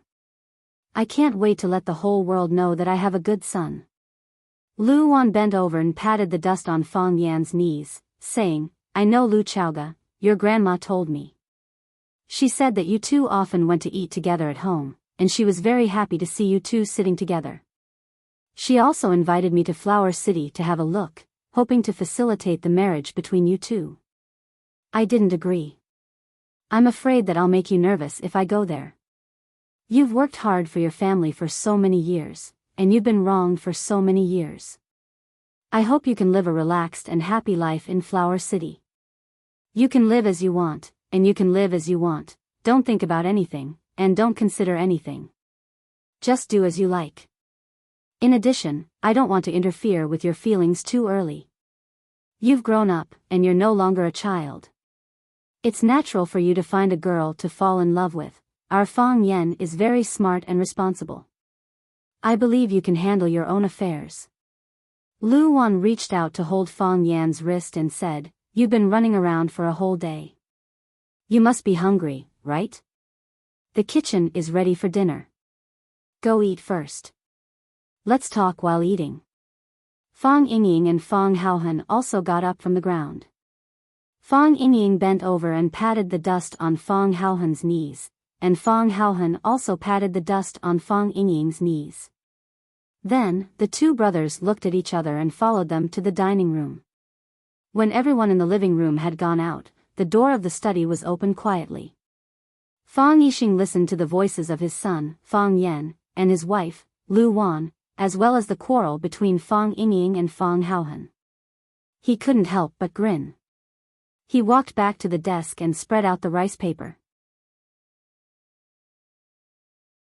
He picked up the brush and used the ink to write 5 strong characters in one go. "Everything will be fine as long as you have a son." After eating a plate of dumplings, when Fang Yan was about to order a second plate, Fang Yixing walked into the dining room. Fang Yingying and Fang Haohan hurriedly got up. Fang Yan also stood up and shouted, "Dad, you still have the face to come back?" Fang Yixing snorted coldly and glanced sideways at Fang Yan. However, his tone was much gentler. It didn't seem like he was reprimanding his son, but more like he was joking with his son. Fang Yan looked at Fang Yixing and said sternly, "Father, I know that my action of running away from home has made you very embarrassed and disgraced you. I was in the wrong this time, I was too impulsive. I apologize to you."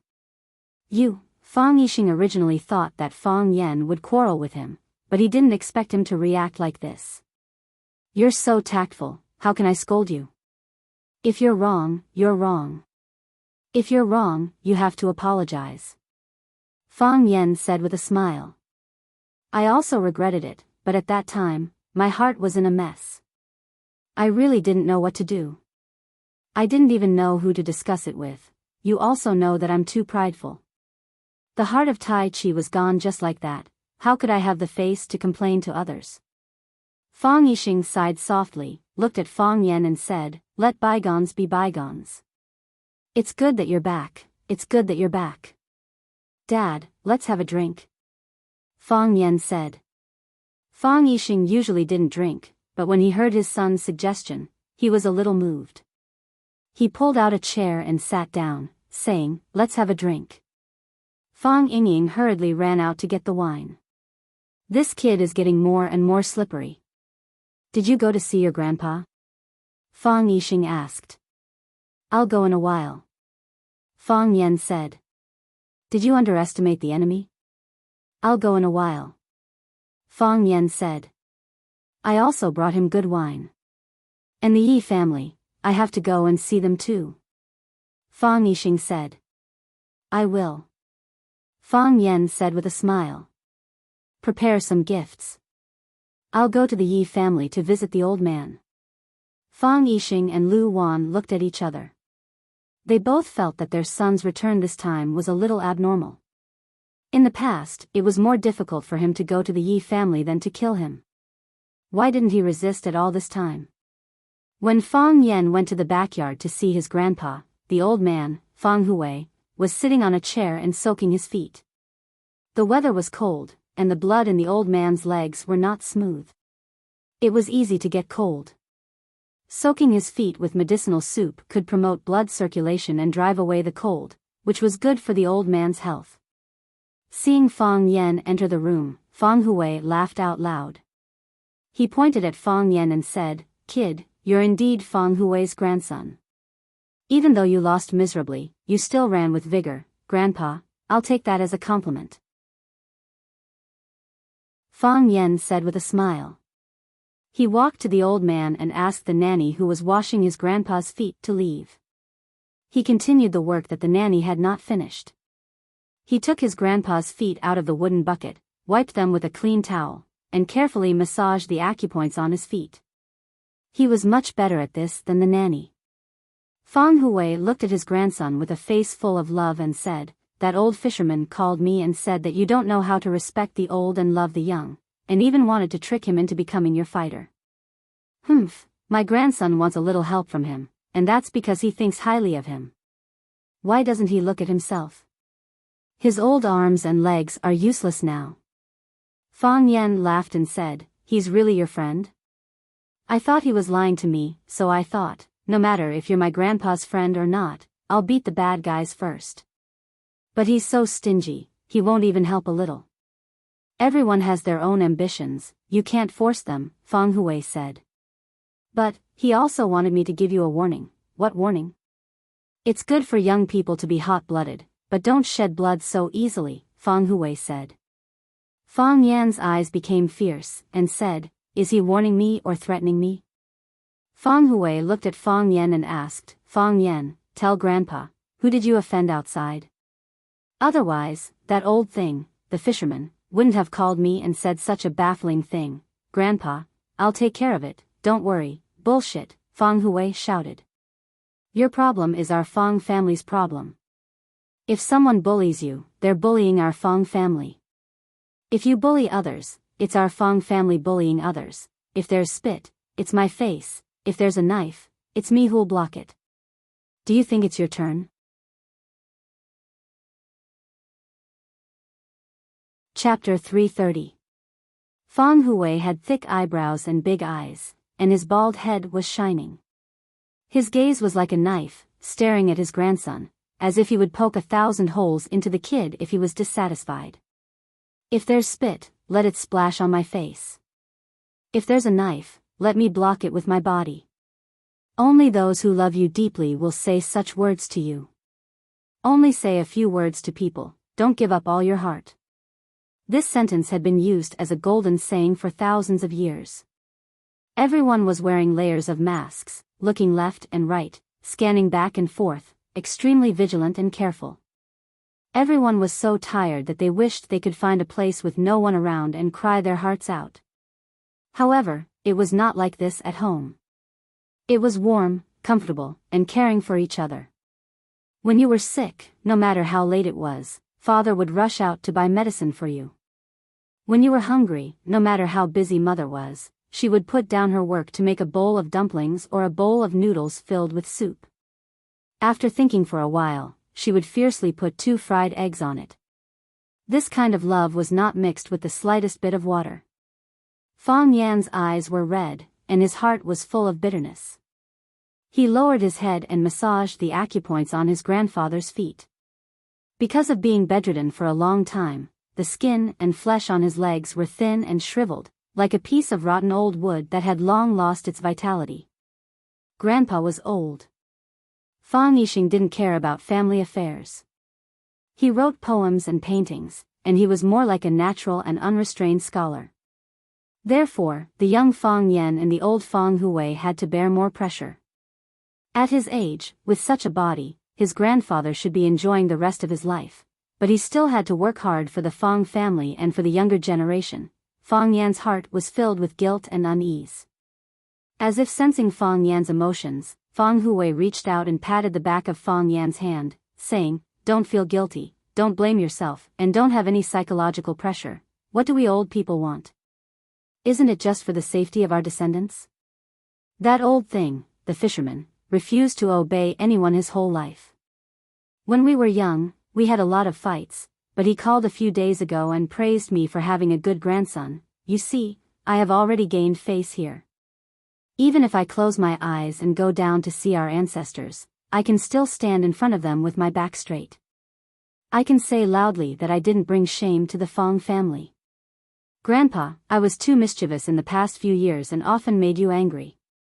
Fong Yen said with a smile. I've experienced many things on this trip, and I've learned many things. I won't do it again. I want to be a good person. You don't have to think or ask anything in the future. Just read some books and practice boxing. When you're free, I'll push you out to bask in the sun. Try to live to 300 or 500 years old. Fong Hui let out a hearty laugh that shook the night sky. He patted the back of his grandson's hand hard and said, "With such a grandson, what else can I ask for in life? What is there to seek in life? It's still a request. Let's just ask him to live for 300 to 500 years, Fong Yen said with a smile. The smile on Fong Hui's face disappeared. He looked at his grandson lovingly and said, "Fong Yen, do you know? You've been sensible since you were young. That's not what you used to say," Fong Yen said with a smile. In the past, he often fought with people outside and provoked chickens and dogs. It was not an exaggeration to say that he was ignored by dogs. There were often children's parents who came to his door, and then his family would lock him in the house and punish him. When he was a child, he was whipped and stood on the pole. The so-called standing on the pole was upside down and had to carry a bowl of water on the tip of his toes. At that time, Fong Yen was still young. He was sweating profusely after 5 minutes, and his whole body was shaking after 10 minutes. After half an hour, he was half dead. Although Fong Yixing was strict with his son, he couldn't bear to punish him like this. However, Fong Hui wouldn't be polite with Fong Yen. When he heard that his grandson was causing trouble, he glared at him and shouted, "Stand on the pole for half an hour to wake up your brain." Therefore, after standing on the pole for half an hour, Fong Yen would often be paralyzed on the ground in a daze like a pile of mud. Why did you fight with people? That's because some people are too much. Grandpa's leg disease relapsed and he's paralyzed. Your father gave up halfway on the path of martial arts. In their eyes, he's no different from a useless person. He underestimated the enemy and was trapped in a demonic miasma. When others see that our Fong family is in decline, they want to bully us. The hundreds of families in our Swallow Dock all have a fighting spirit in their bones. When they scold you, you have to scold them back. If you dare to turn around and walk away, the next time you see them, they dare to kick you, they dare to slap you in the face. I'm useless, your father can't be hit, underestimate the enemy, sleep more than awake all day. You've seen all of this. So, you stood out at such a young age. Someone scolded me as an old cripple. Do you fight? Yes. Fong Yen said. Someone scolded your father as an old trash. Do you fight? Yes. Fong Yen said again. Someone scolded him as an old drunkard who underestimated the enemy. Do you fight? Yes, no. Fong Yen said with some uncertainty. He really is an old drunkard. I also call him an old drunkard. Slap. Fong Yan's head received a slap. Don't you know how bitter it is to underestimate the enemy? Fong Hui scolded. How dare we bully our Fong family when we underestimate the enemy? Who dares to say anything harsh to me, an old cripple, and your father, that old trash? If it weren't for the fact that we underestimated the enemy, who knows how hard it would have been for our Fong family. Grandpa, I know, Fang Yan's head hurt. He said gloomily, "It's a fact that he likes to drink and is an old drunkard. But he's the only old drunkard that I respect, admire, and even somewhat worship.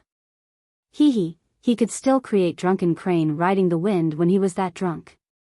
This footwork helped me a lot when we fought against the Japanese sword god, so, be more polite when you talk to the enemy next time. Don't be impolite. If I really did that, I'm afraid I won't even be able to enter his small courtyard in the future," Fang Yan said. Fang Hui thought about it and said with some annoyance, "Do as you please. A bunch of impolite lunatics. People will only be afraid when they're crazy," Fang Yan said with a smile. "Yes. So at that time, you would beat people up every now and then. When people scolded me as an old cripple and your father as an old trash who underestimated the enemy as an old drunkard, you beat up their sons and grandsons until they were bleeding and screaming." Fang Hui sighed softly and said, "We old guys can't do it anymore, but we still have the younger generation. Plus, our younger generation is better than theirs. As parents, don't they like to compete with their children's grades? You can be considered to have brought honor to our Fang family, winning every fight." Fang Yan smiled bitterly and said, "Your heart is like a mirror. Why did you still punish me so severely back then?" "It wasn't punishment, it was training. Special training. Other than me, Fang Hui, whose grandfather would train his grandson like an animal?" Fang Hui said proudly. "To make you stronger, to make you more powerful. I'm afraid that you'll lose the next fight. At that time, our Fang family won't even have the last piece of cloth to hide our shame." "You're really astute," Fang Yan said. "There are times when I've miscalculated," Fang Hui said. "At that time, I wanted to see where your bottom line was, how far you could go, but you actually won all the way. Even the genius of the Bailey family, Madman Bailey, was defeated by you." This became big news in the entire Swallow Dock. "At that time, I was thinking, it seems like you haven't reached the end yet, so I'll pressure you a bit more, find someone more powerful to pressure, and see how deep your potential is." Fang Hui looked at Fang Yan a bit embarrassedly and said, "Originally, I wanted to find Bai Xiu, but the Bai family refused. But in this Swallow Dock, only the girl from the Yi family was suitable, so I shamelessly went to the Yi family to challenge them." When the Yi family saw that someone dared to challenge them, they were naturally furious, so the girl from the Yi family was a bit heavier. The Yi family's attitude toward our Fang family was a bit worse. "I can't beat Yi Ro, I lost the first time we sparred," Fang Yan said with a painful expression, as if he couldn't bear to recall the past. At that time, Yi Ro was really ruthless, and she didn't show any mercy. She sent him flying into the sky, and then stepped on him, breaking the door frame, and sinking into the mud wall. Sometimes, he even wondered if this girl wanted to kill him and end it all. Otherwise, it was just a sparring match. Why did it look like there was a deep hatred? Since I've already lost, it proves that my potential ends here. Why do I have to compete every year, year after year? I can't accept it, Fang Hui said. At that time, I thought, my grandson lost this time, but maybe he'll win next time? But I lost the second time, I know. But what if you win the third time? Fang Hui said with a serious face. You also know that the girl from the Yi family is known as the #1 among the younger generation in the Jianghu. If you beat her, who would dare to look down on our Fang family? A genius is about to rise, and they're not afraid of our revenge? So, I shamelessly challenged the Yi family for the third time. Wait. Fang Yan suddenly raised his head and stared at Fang Hui with his eyes wide open. You said, the third time? Didn't we agree to have a fight every year? How can that be? Who would want to do the same thing for 10 years? Fang Hui shook his head. The girl from the Yi family won the first year, but she didn't want to fight you again the second year. How did you convince them? I went to the Yi family and told them that they were afraid, weren't they? Otherwise, why didn't they dare to fight? My grandson trained hard for a year, and this year, he wants to take revenge. How can he not fight? Chapter 331. Ha ha ha, the Yi family is just a bunch of cowards. Do you think you can always win after winning once? My grandson is a genius. He practices hard every day just to defeat Yiruru and get revenge for last year's humiliation. If you have the guts, fight with my grandson again. My grandson Fang Yan told me that this time, the Fang family will definitely beat the Yi family. Our Fang family will regain the first place on the Qingyun list. My grandson, Fang Yan, should be the first in the Neijiang Lake, thinking about a bald old man in a wheelchair roaring in the Yi family's hall, and how the Yi family was unable to do anything to a paralyzed old man. Fang Yan's entire body trembled with anger, and he broke out in a cold sweat from the lingering fear. It was a combination of ice and fire. What a proud family the Yi family was. It was a prosperous family with many talents. Since the birth of Yiruru, a rare martial arts genius, the Yi family became even more arrogant and domineering. Just like what Fang Yan knew, even the chickens of the Yi family were more arrogant than the chickens of other families. The people of the Yi family were even more arrogant. Who did they usually look up to? However, Fang Hui, the grandpa of the Fang family, went to the Yi family to provoke them and called them cowards. He finally understood why Yiruru looked at him like a knife every time she saw him. He also understood that every time he competed with Yiruru, the Yi family's mouths were more vicious than the other, and they wanted to cut off a few pieces of his flesh. He also understood why Grandpa never showed up in the competition, saying that he was not feeling well. After knowing the truth, Fang Yan suddenly felt that the beatings he had suffered over the years were not unfair at all.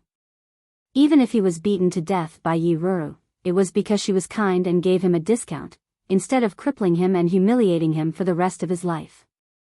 Fang Yan grasped Fang Hui's feet tightly.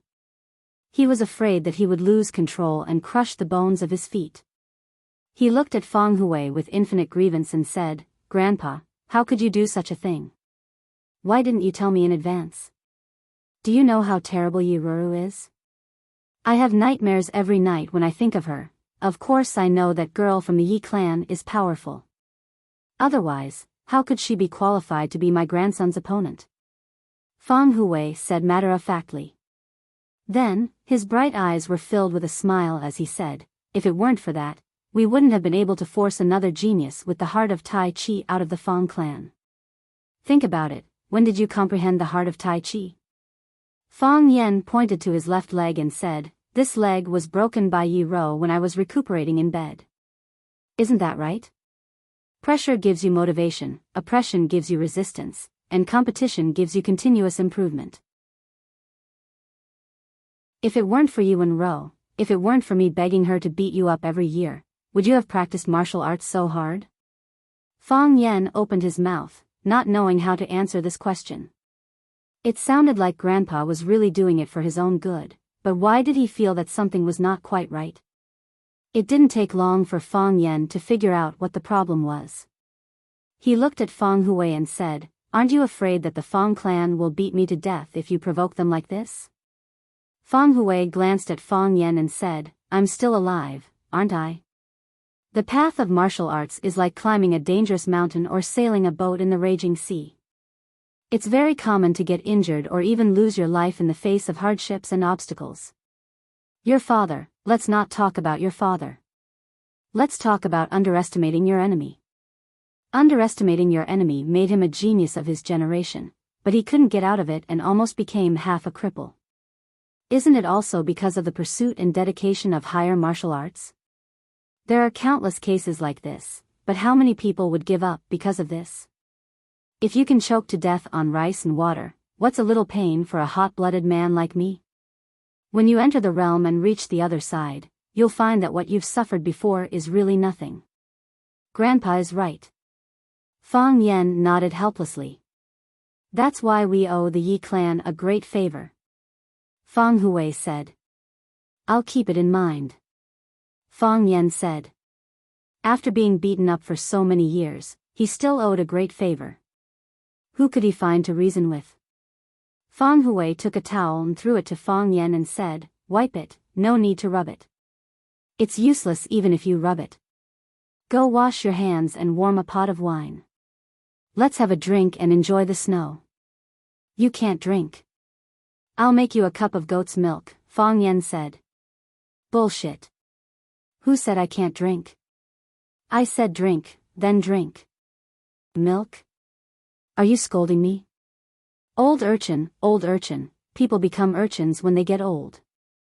Fang Yen couldn't dissuade Fang Hui, so he asked the kitchen to warm a pot of plum wine. Fang Yen poured a cup for Fang Hui. Fang Hui took it and drank it in one gulp. He clicked his tongue and said with regret, "It's not satisfying. It's not as satisfying as burning knives. Just drink it." Fang Yen said with a smile. I secretly asked someone to warm it for me. I said I wanted to drink it myself. If my mom saw this, she would pull my ear again. Humph, do you need a woman to talk about men's business? Fang Hui glared and shouted. He paused, then sighed and said, "It's been hard on your mom these years. She suffered a lot in our Fang family. Because of this, I don't even have the face to raise my head in front of my old friend. Lu Gong is an unyielding man. He has never lowered his head to anyone. His daughter, Sai, it's our Fang family that let the Lu family down.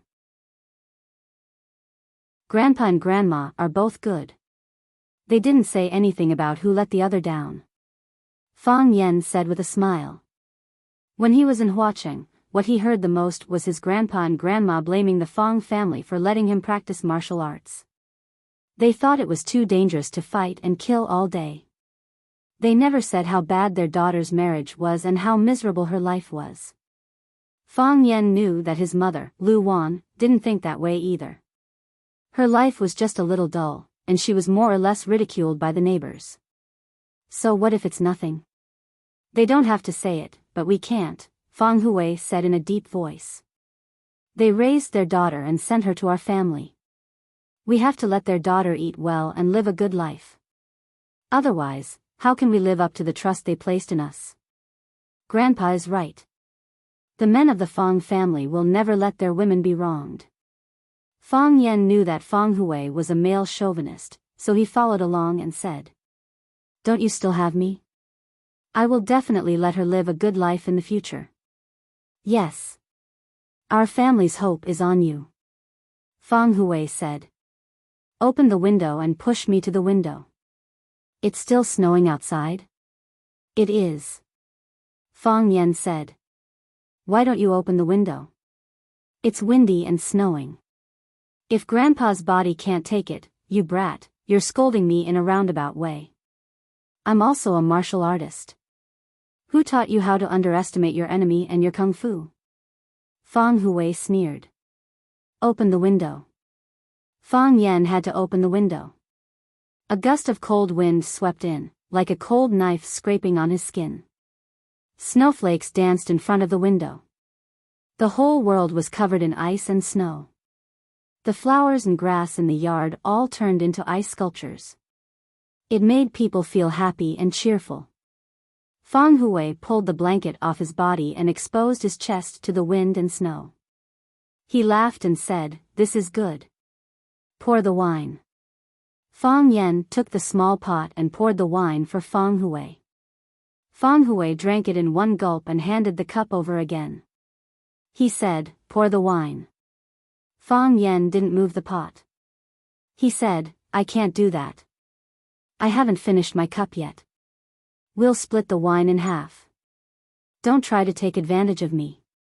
Fang Yen drank the plum wine in his cup in one gulp and poured himself another. Then, he poured a cup for his grandpa and a cup for himself. He said, "This is fair." Fang Hui laughed and said, "You brat. You never want to lose in front of anyone." "Of course. You can eat anything, but you can't lose," Fang Yen said with a smile. "After drinking 2 cups of wine, I finally have a little heat and blood in my body. Tell me, which bastard bullied my grandson?" Fang Hui asked. Fang Yen thought for a while and said, "Actually, I was just being a busybody. Since you intervened, then it's something you should intervene. There are 2 kinds of people, our own people and outsiders. There are also 2 kinds of things, good things and evil things. If someone does evil things, then it's something we should intervene. Otherwise, what's the point of practicing martial arts? What's the point of living? Grandpa's realm is still higher. Fang Yen flattered him and said with a smile, someone bullied a girl and wanted to rob her family property. I couldn't stand it, so I helped solve 2 small problems. But in the end, I got stuck in a quagmire and can't get out. Even the ghost fisherman came out. The someone you mentioned can't be an ordinary person, right? Fang Hui went straight to the heart of the matter. I know his name is Jiang Junling. Fang Yen said. Jiang Junling. Fang Hui's tiger eyes shone with a frightening light. His expression was slightly shocked. He said, is it the one whose son should be like Jiang Junling, Jiang Junling? Fang Yen smiled bitterly and said, even Grandpa knows this sentence. It seems that I've really offended a great person. Bah! Fang Hui scolded, you're just putting gold on your face. Who doesn't know how to do this kind of thing? I ran to the Yi family and shouted that my grandson, Fang Yen, is the #1 person in the Jianghu. You'll have to do it for real. Fang Yen felt a burning pain on his face, as if someone had slapped him several times.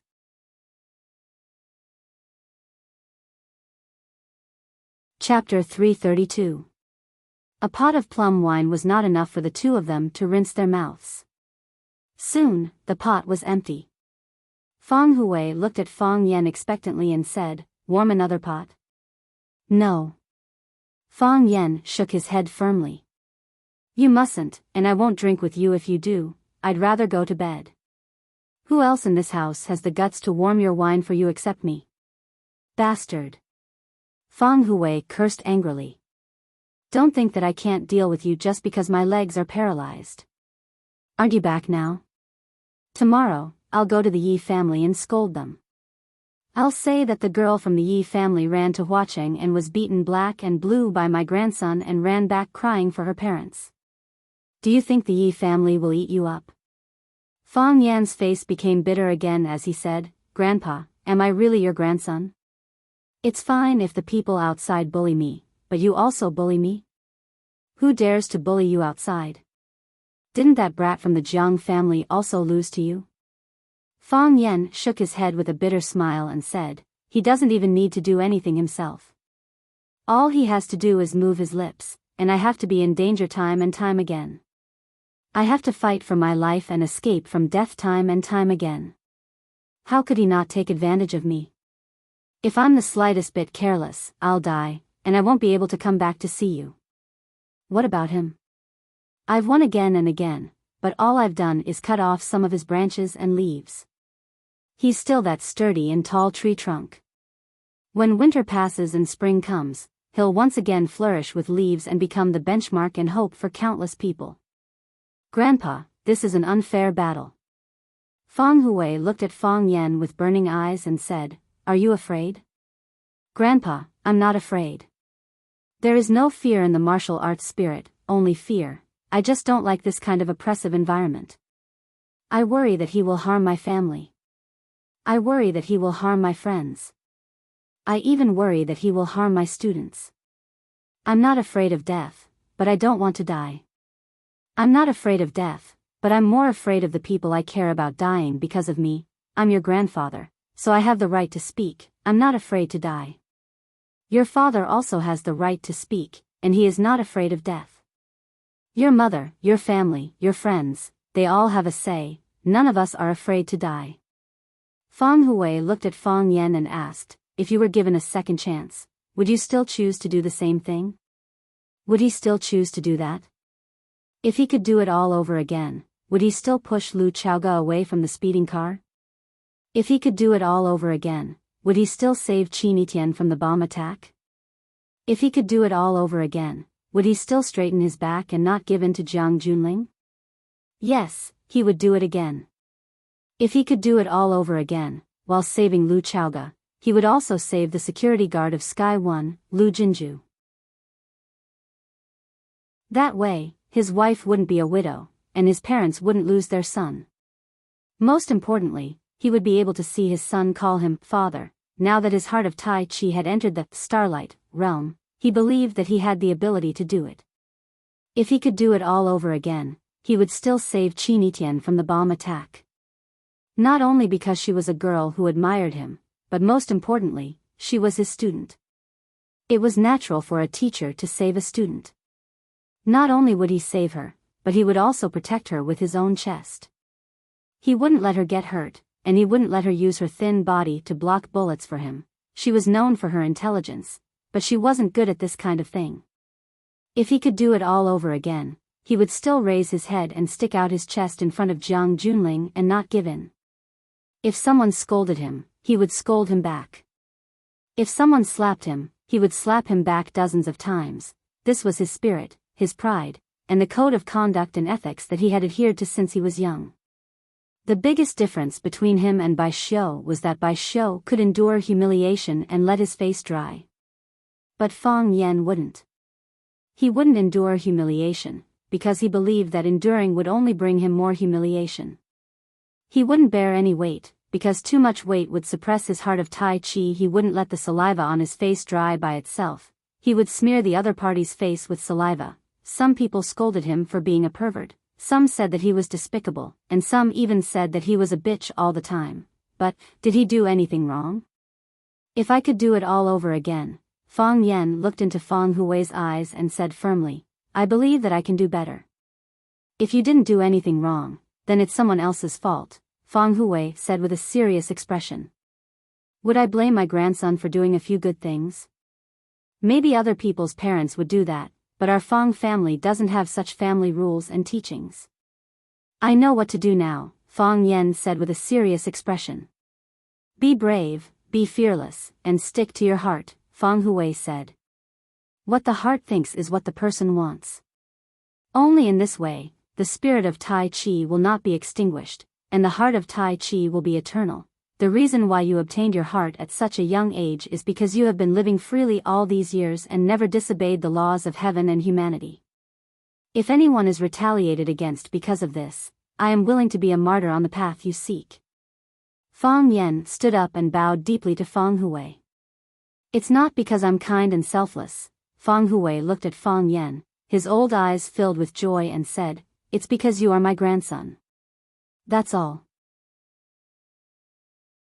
Fang Yan had been sitting in the Yi family's hall for half an hour, but no one from the Yi family came out to entertain the guests. She, the maid of the Yi family, said that she would go in to report, but there was no more news. What's more infuriating is that you should at least pour a cup of tea for the guests before you leave, right? Fang Yan was not in a hurry. He knew that the Fang family and the Yi family had not been on good terms over the years, and it was not an exaggeration to say that they had a deep hatred. Because of Grandpa Fang's manipulation and instigation, every time Fang Yan and Yi Rou fought, it was like adding fuel to the fire in the hearts of the two families. If what Grandpa said was true, then the Fang family, or Fang Yan, did indeed owe the Yi family a huge favor. Most importantly, on the eve of his battle with the Japanese sword god Chiba, Yi Rou rushed thousands of miles to help. Although it was said that she was entrusted by the old drunkard, she still rushed to Huacheng and gave Fang Yan the greatest support with her own strength. Fang Yan was grateful to the Yi family, and even more grateful to Yi Rou. After parting in Huacheng, the two of them had not seen each other for a long time. Fang Yan really wanted to talk to Yi Rou.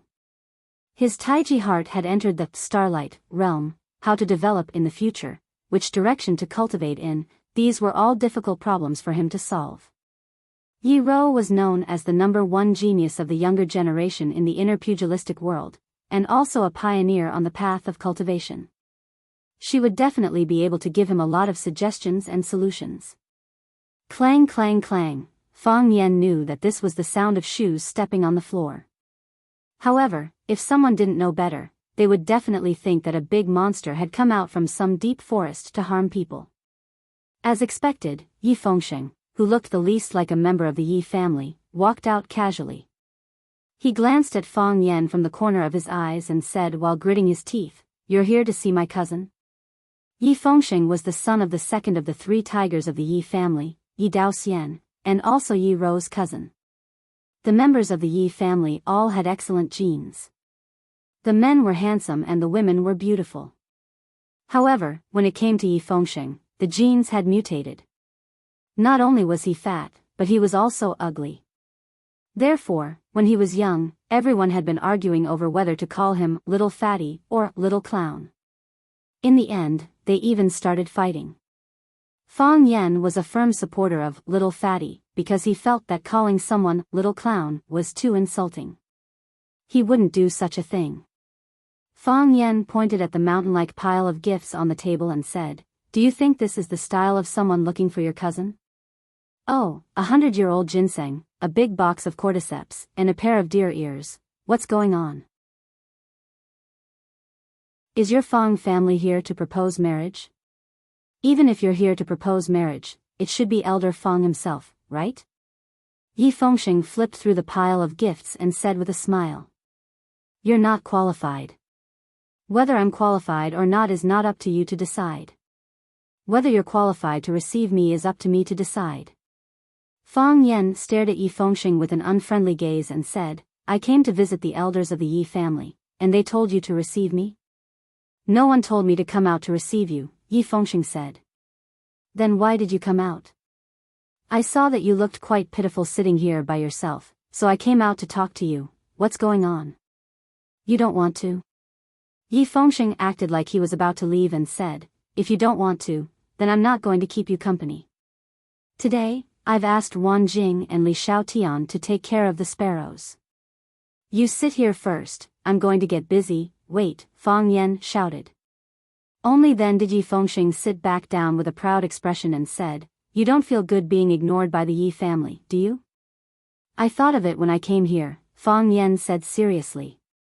"Where's Elder Ancestor? Is she still in good health? I haven't seen her for a long time. At least let me kowtow to her when I see her, right?" The Yi family was a rare family of 4 generations living under the same roof. The elder ancestor was Yi Wenro and Yi Fengsheng's great-grandmother, an old woman who had already lived for more than 100 years. Even now, the old woman's teeth were still very good, and her mind was quick. When the weather was good, she could still be seen looking around and walking around Swallow Dock. If Fang Yan could see her and please her, she could help put in a few words, and the grudge between the two families would be resolved. Fang Yan's trip would not be in vain. "You want to see our elder ancestor? Don't even think about it. On such a cold day, she doesn't plan to go out in the warm room, and no one dares to let her out." Yi Fengsheng mercilessly dispelled this idea of Fang Yan's. "Then I'll go to the warm room and kowtow to her," Fang Yan said. "The Yi family's warm room, it's not like I haven't been there before. Ha ha ha." Yi Fengsheng pointed at Fang Yan and laughed. "You still dare to say you're not here to see my cousin?"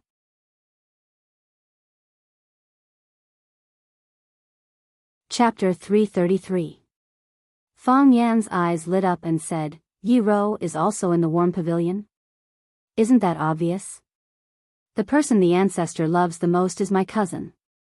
At this time, the ancestor is in the warm pavilion, so of course my cousin has to be in the warm pavilion." Yi Fengsheng looked at Fang Yan with disdain and said, "Don't tell me you want to pick up my cousin? I have to say, I really admire your courage. Competing every year, getting beaten every year, getting beaten every year, and still competing every year. You've been beaten by my cousin for so many years, aren't you afraid?" "I'm not afraid, I'm very grateful to her in my heart," Fang Yan said. Grandfather was right. If there wasn't a strong opponent like Yi Ro, if there wasn't the annual competition between the Yi and Fang families, if there wasn't the worry of being ridiculed and looked down upon, if there wasn't the fear of his face being disfigured and his legs being broken, Fang Yan wouldn't have been able to train as hard as he did before. It was also because of his stubbornness like a fool that he was able to achieve the martial arts he had today at such a young age. It was because he fought like a madman that he had the heart of Tai Chi that allowed people to enter a higher level of the martial arts world. It was also because of his meteoric rise that the pressure on the family due to his father's accident was greatly reduced. Because of his rapid growth, no matter who scolded his grandfather as a cripple or who scolded his father as trash, the Fang family only needed to refute with, "My grandson is stronger than you." The Yi family had given the Fang family too much, and the Fang family owed Yi Ro too much. Yi Fengxing widened his eyes and looked at Fang Yan and said, Fang Yan, did my sister beat you silly? What did you just say? You thanked my sister? Thanked my sister for beating you? I'm not silly. On the contrary, she beat me until I became smarter. Fang Yan said with a smile. The heart of Tai Chi indeed had the effect of improving the human body's functions and developing the brain's intelligence. With the heart of Tai Chi, Fang Yan was indeed smarter than before. He felt refreshed. Ordinary people would feel more clear-headed when they felt good. This was especially true for martial artists like Fang Yan, whose physical qualities were superior to ordinary people. Fang Yan, who did not have the heart of Taiji, was in the wonton stage. Most people were in the chaos stage. However, with the heart of Taiji, he had reached the realm of enlightenment. Yi Fengxing's mouth was agape for a long time and he forgot to close it. He took a few gulps of cold air before he came to his senses. He stared at Fang Yan warily and said, Fang Yan, tell me, what do you want from us this time? Based on his understanding of Fang Yan, he was a fellow who refused to be taken advantage of, be it in words or actions.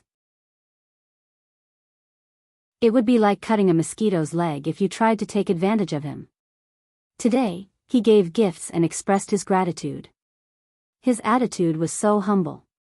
What bad intentions did he have? Fang Yan looked at Yi Fengxing helplessly and said, It's almost the new year, so I just wanted to visit the old man and have a chat with Yi Ruru. Pfft, Yi Fengxing sneered again and said, You still want to chase after my sister. I'll say the same thing, you can't see my sister. No one in the Yi clan will object to you, except for me. Fang Yan looked at Yi Fengxing and said tenderly, Fengxing, are we good friends? Yi Fengxing's hair suddenly stood up. He stared at Fang Yan carefully and said, You used to call me little fatty. Friend? Forget it, I guess. What do you want? I want to talk to your family. Can you help me tell them? It's useless. No one wants to object. If you wanted to see them, you would have seen them already. Why did you have to wait here for so long? Then why are you taking me to the warm pavilion? Would I dare to take you to the warm pavilion without the ancestors' permission? Would I still want to live? As a friend, are you going to watch me come here for nothing? Are you not willing to help me with anything? I'm willing to close my eyes for you. Yi Fengxing said. After saying this joke that he thought was very funny, he noticed that Fang Yan was looking at him with a playful gaze. Yi Fengxing's heart jumped again and said, Little Fang, don't look at me like that. I feel like you see me as a prey in your cage. You know, I can't help you with anything. Who told me to speak so lightly in the Yi clan? You can obviously help. Fang Yan said. How? I owe you a favor. Fang Yan said. Yi Fengxing, this big fatso who weighed almost 200 pounds, suddenly jumped up from the rosewood chair and ran out of the hall without looking back. His two fat legs spun in the air, as if he was performing some kind of magical footwork. He was indeed using the Yi clan's colorful fallen leaves, which was also a great footwork technique in the inner Jianghu. It wasn't ranked below the Fang clan's plum blossom steps. Moreover, the name of the other's footwork was better and sounded more pretentious. Colorful fallen leaves had the surname Yi in it, but the plum blossom steps didn't have the word Fang in it. However, he was still one step too slow. As soon as he jumped, Fang Yan had already started his attack. He used autumn wind sweeping fallen leaves to slow down Yi Fengxing's escape, then he attacked Yi Fengxing from behind like a hungry tiger. Yi Fengxing, I brought a gift as a guest, what right do you have to insult me? Fang Yan kicked Yi Fengxing's butt. Yi Fengxing, you despicable person, you dare to hurt people. Don't think that just because this is the Yi clan, I'm afraid of you. Fang Yan's fist landed on Yi Fengxing's back, causing him to stumble forward and then fall headfirst into the courtyard's snowy ground. Yi Fengxing, if you don't give me an explanation today, I'll fight you to the death. When Fang Yan was about to step on Yi Fengxing's back, he felt that this action was a bit too much, so he quickly lay down beside Yi Fengxing and punched him in the back. Yi Fengxing's mouth was filled with ice and snow, and he cried out in pain. Fang Yan hugged Yi Fengxing's fat body and punched him in the chest again and again. He shouted hoarsely, "Yi Fengxing, you must give me an explanation today. Your Yi clan must give me an explanation." When Fang Yan was satisfied, a thunderous shout exploded, "Stop!" Fang Yan really stopped.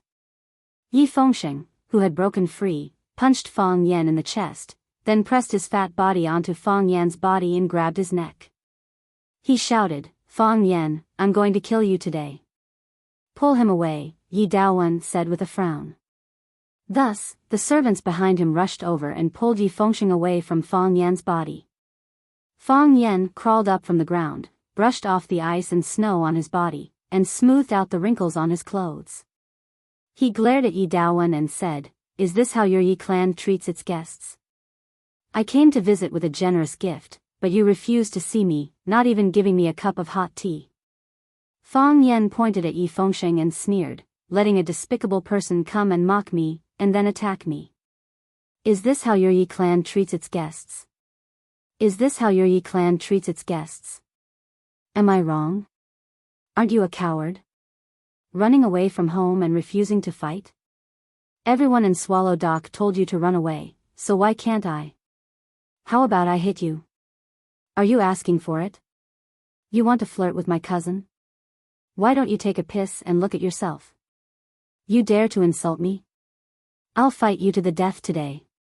Who's afraid of who? When have the men of the Yi clan been afraid of anyone? Shut up!" Yi Daowen roared again. "Are you two done with your acting?" Fang Yan looked at Yi Daowen with a surprised expression and said, "Uncle Yi, you saw through it? Who can you fool with such insignificant tricks?" Yi Daowen sneered. Fang Yan looked at Yi Fengxing with resentment in his eyes and said, "Fengxing, I told you that your trick of injuring yourself to gain the confidence of others won't work. Such a small trick might work on Li Xiaotian and the others, but trying to trick a dragon among men like Uncle Yi is like playing with a big knife in front of Guan Yu, seeking death." Yi Fengxing felt suffocated in his chest, and something filled his eyes. He said, "Haven't you achieved your goal? Uncle is coming out." Yi Daowen looked at Yi Fengxing, then looked at Fang Yan.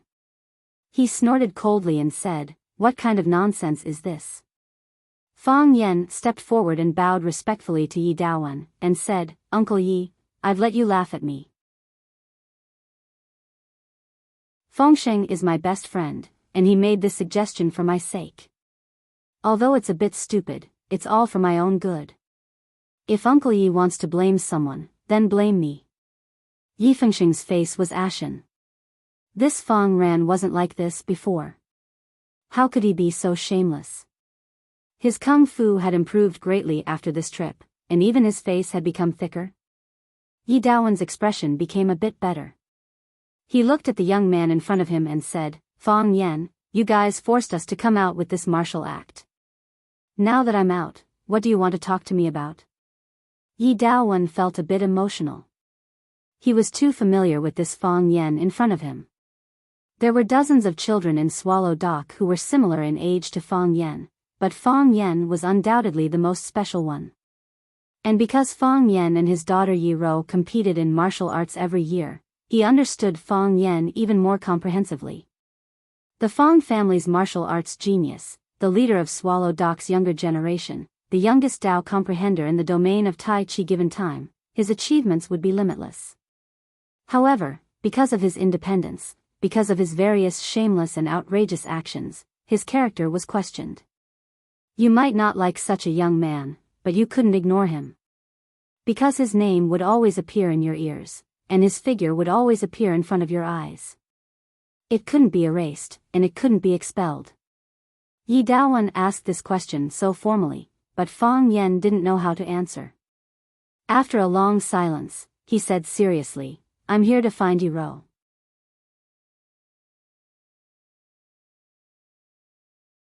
Chapter 334. The snow stopped for the moment, but it was still cold. Everyone standing in the courtyard felt the cold wind blowing into their necks. Their clothes and skin seemed to be separated into two different extremes, with no intention of warming each other. Logically speaking, whether it was Yi Daowen, Fang Yan, Yi Fengsheng, or the Yi family servants, everyone here practiced martial arts and had strong resistance to the cold. There was no reason for them to feel so cold. However, after hearing Fang Yan say, "I'm here to see Yi Ro," they suddenly felt that the cold was hard to resist. Yi Fengsheng quickly signaled to Fang Yan with his eyes and said, "Didn't you say you were going to kowtow to our ancestor? Do you think our ancestor will see you? Hurry up and go back. It's snowing heavily right now, and our ancestor won't see outsiders." Yi Daowen frowned slightly. His sharp eyes swept across Fang Yan's face, and he didn't say anything for a long time. This arrogant and conceited guy said he was here to see his daughter in front of his father. Isn't he afraid that I'll beat him to death and bury him in the courtyard as fertilizer? What's his relationship with Yi Ro? Did something unpredictable happen in Yi Ro's trip to the City of Flowers? Fang Yan looked at Yi Xingxing gratefully and said, "I originally wanted to say that I'm here to thank the Yi family, but I know that it would be more solemn and respectful if Grandpa said it. In Uncle Ye's eyes, I'm still a child, just a junior. I do want to kowtow to the ancestor. After going out for so long, it's natural for me to kowtow and say some blessings to the old man after coming back. It's also a courtesy that a junior should perform. However, I came to the Yi family to see Yi Ro.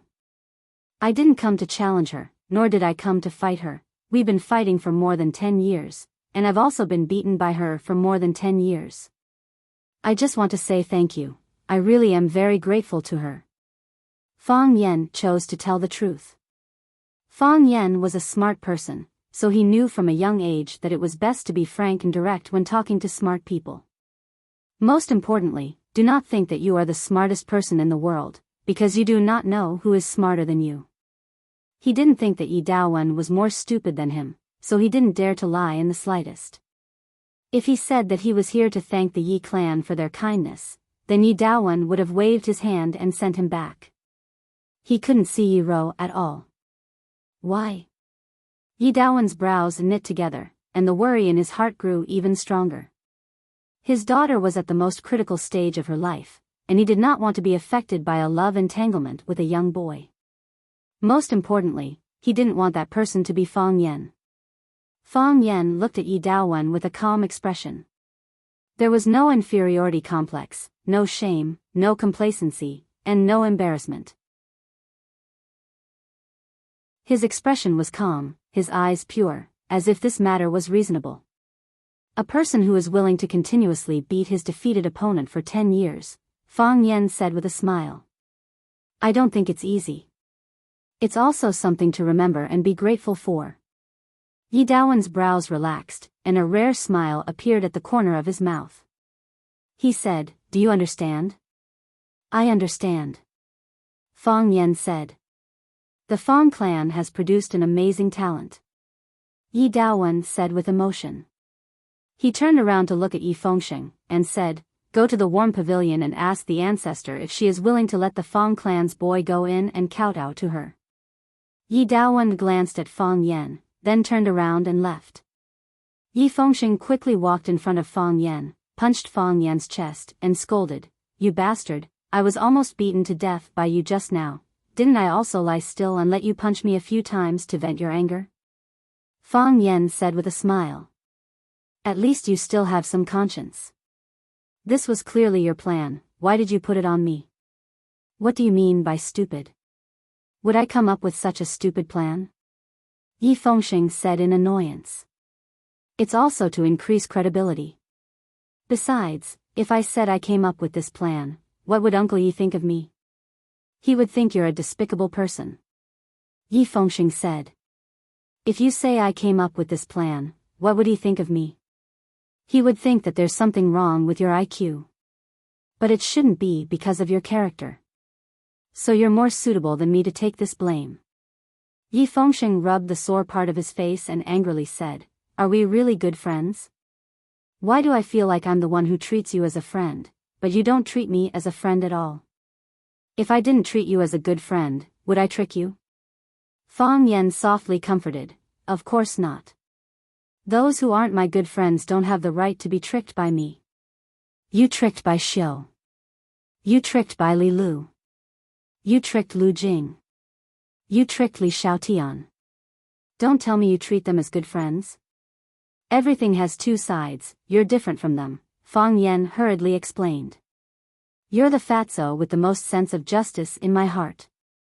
Yi Fengxing sighed and said, wait here, I'll go to the warm pavilion and ask for you. Wait! Fang Yan shouted. He ran to the living room and took out the large pile of gifts from the table, stuffed them all into Yi Fengxing's arms, and said, tell the ancestor, just say that this is my filial gift to her, be more subtle, don't say it too bluntly, it's like we're showing off. Yi Fengxing helplessly shook his head and said, how could she refuse you like this? Then don't refuse, Fang Yan said with a smile. The warm pavilion was very large, made up of several connected rooms. There was a fire dragon burning under the room, so the room was as warm as spring, very comfortable. And because the ground heating was very dry, there were many green plants planted on the left and right sides of the main room. Red peppers, green cucumbers, and a ground full of big watermelons, looking red and green alternating, growing delightfully. In one of the rooms, an old lady was picking cucumbers on her toes. Yi Ro was carrying a small basket next to her. The basket was already half full of tender cucumbers. Wash them with snow water, take a bite, or mix them with sauce. They were all excellent dishes to go with wine. The maid, was standing on the side, chattering, reporting what she had just seen to the ancestor and the eldest Mississippi. Originally, no one paid attention to him. I also thought he would feel bored after a while and leave by himself. I didn't expect young Master Fengxing to leave. Young Master Fengxing chatted with him for a while. I don't know what they said, but Feng Paopai and young Master Fengxing started to fight. It seems that young Master Fengxing insulted him, and also scolded him. Isn't he Feng Paopai? People in Swallow Dock all call him that. Later, the eldest master came out. He asked Sichuan and Yiming to separate them, and now he is talking with Feng Paopai. I saw Feng Paopai glanced at me, and then he ran away quickly. The ancestor picked a cucumber with a small flower and put it in the basket, glanced at Yi Ro who was carrying the basket, and said, in order to force his grandson to work hard, Grandpa provoked our Yi family for 10 years. Since you defeated him for the first time, your father and the others were ready to ignore this matter, but you couldn't stand the provocation, so you competed with him for 10 years. In this way, you got yourself a bad reputation of barbarism and violence, but you were still entangled with the Feng family and couldn't get away. When people talked about the Yi family, they would inevitably mention the Feng family. When the Feng family was mentioned, they would inevitably mention our Yi family. The competition between you two every year became an interesting story outside. Because of this, your father and his two brothers were very angry. Why did they entangle with the Feng family for no reason? Yi Ro opened her mouth slightly, but she didn't say anything in the end. She didn't like to explain. The ancestor didn't need her to explain. She quietly carried the basket with an indifferent expression and lowered her eyelids. The white snow outside the window reflected her snow-white cheeks, making her whole body covered with a layer of white light. She was like the white plum tree in the yard, which was still silently blooming in the wind and snow. From a distance, it was a tree of snowflakes, but when you walked closer, you would find that there were one or two countless white flowers blooming on the pitch-black branches. They were as white as the snow, but the snow lost the fragrance of the yard. Whoever planted the crops, who harvested the millet. Whoever planted the seedlings, who picked the melons and fruits.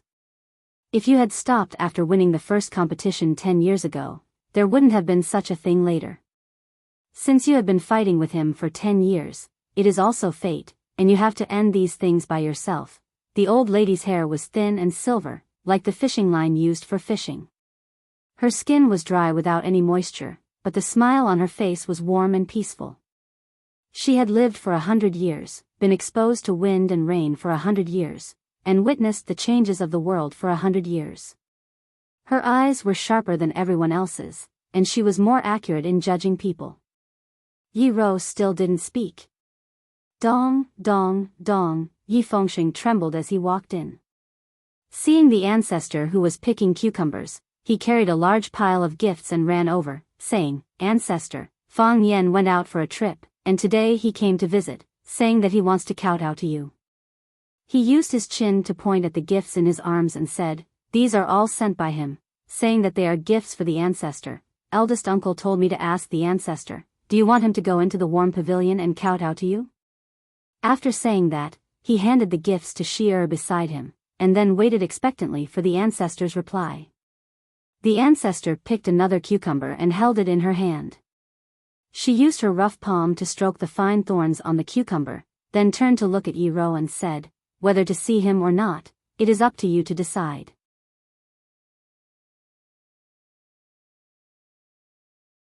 Chapter 335.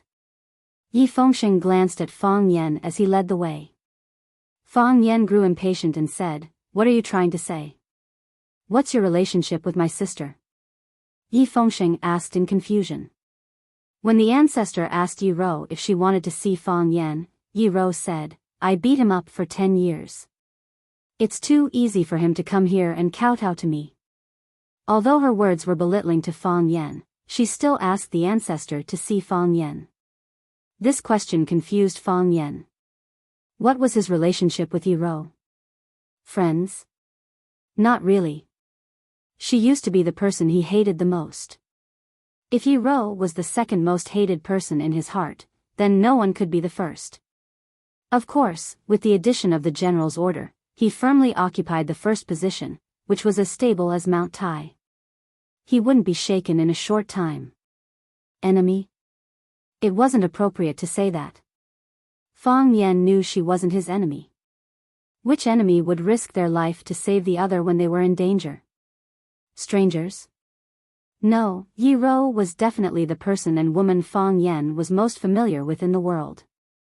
Fang Yen hesitated for a long time and said with certainty, "Comrades.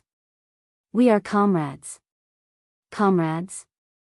Yi Fengxing opened his mouth and said, "What comrades? Why do I feel like you're up to no good?" Slap. Fang Yen slapped Yi Fengxing's fat head. Because his head was too big and his neck was too thick, he couldn't dodge Fang Yan's attack at all. Fang Yen was so angry that his face turned purple and his body trembled. He said, "Don't insult the pure friendship between me and your sister." Yi Fengxing was furious and said, "You already said we're comrades. How can it be pure friendship?" Yi Fengxing. A cold voice was heard. Yi Fengxing heard the familiar voice. His face twisted and his fat twitched. He was so scared that he didn't even dare to turn his head. He knew he was tricked by Fang Yen again. He clearly saw his cousin in front of him, but he still tried to tempt her to say such words. "Let me tell you, Fang Yen. You can insult me, but you can't insult my sister. Otherwise, as your brother, I won't let you off." Yi Fengxing pretended that he didn't hear what Fang Yen said and threatened Fang Yen with a flushed face. After saying this, he turned to look at Yi Ro and said with a surprised expression, "Sister, why did you come out? Hurry inside, it's cold outside." Yi Ro didn't respond. She just looked at Fang Yen indifferently. Fang Yen also looked at Yi Ro. Their eyes met and fought. In a world of ice and snow, everything was white. The ice spines hung upside down, and the well water froze.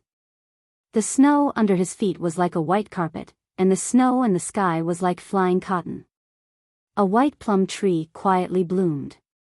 The white flowers could not be seen, but one could smell the fragrance that filled the courtyard.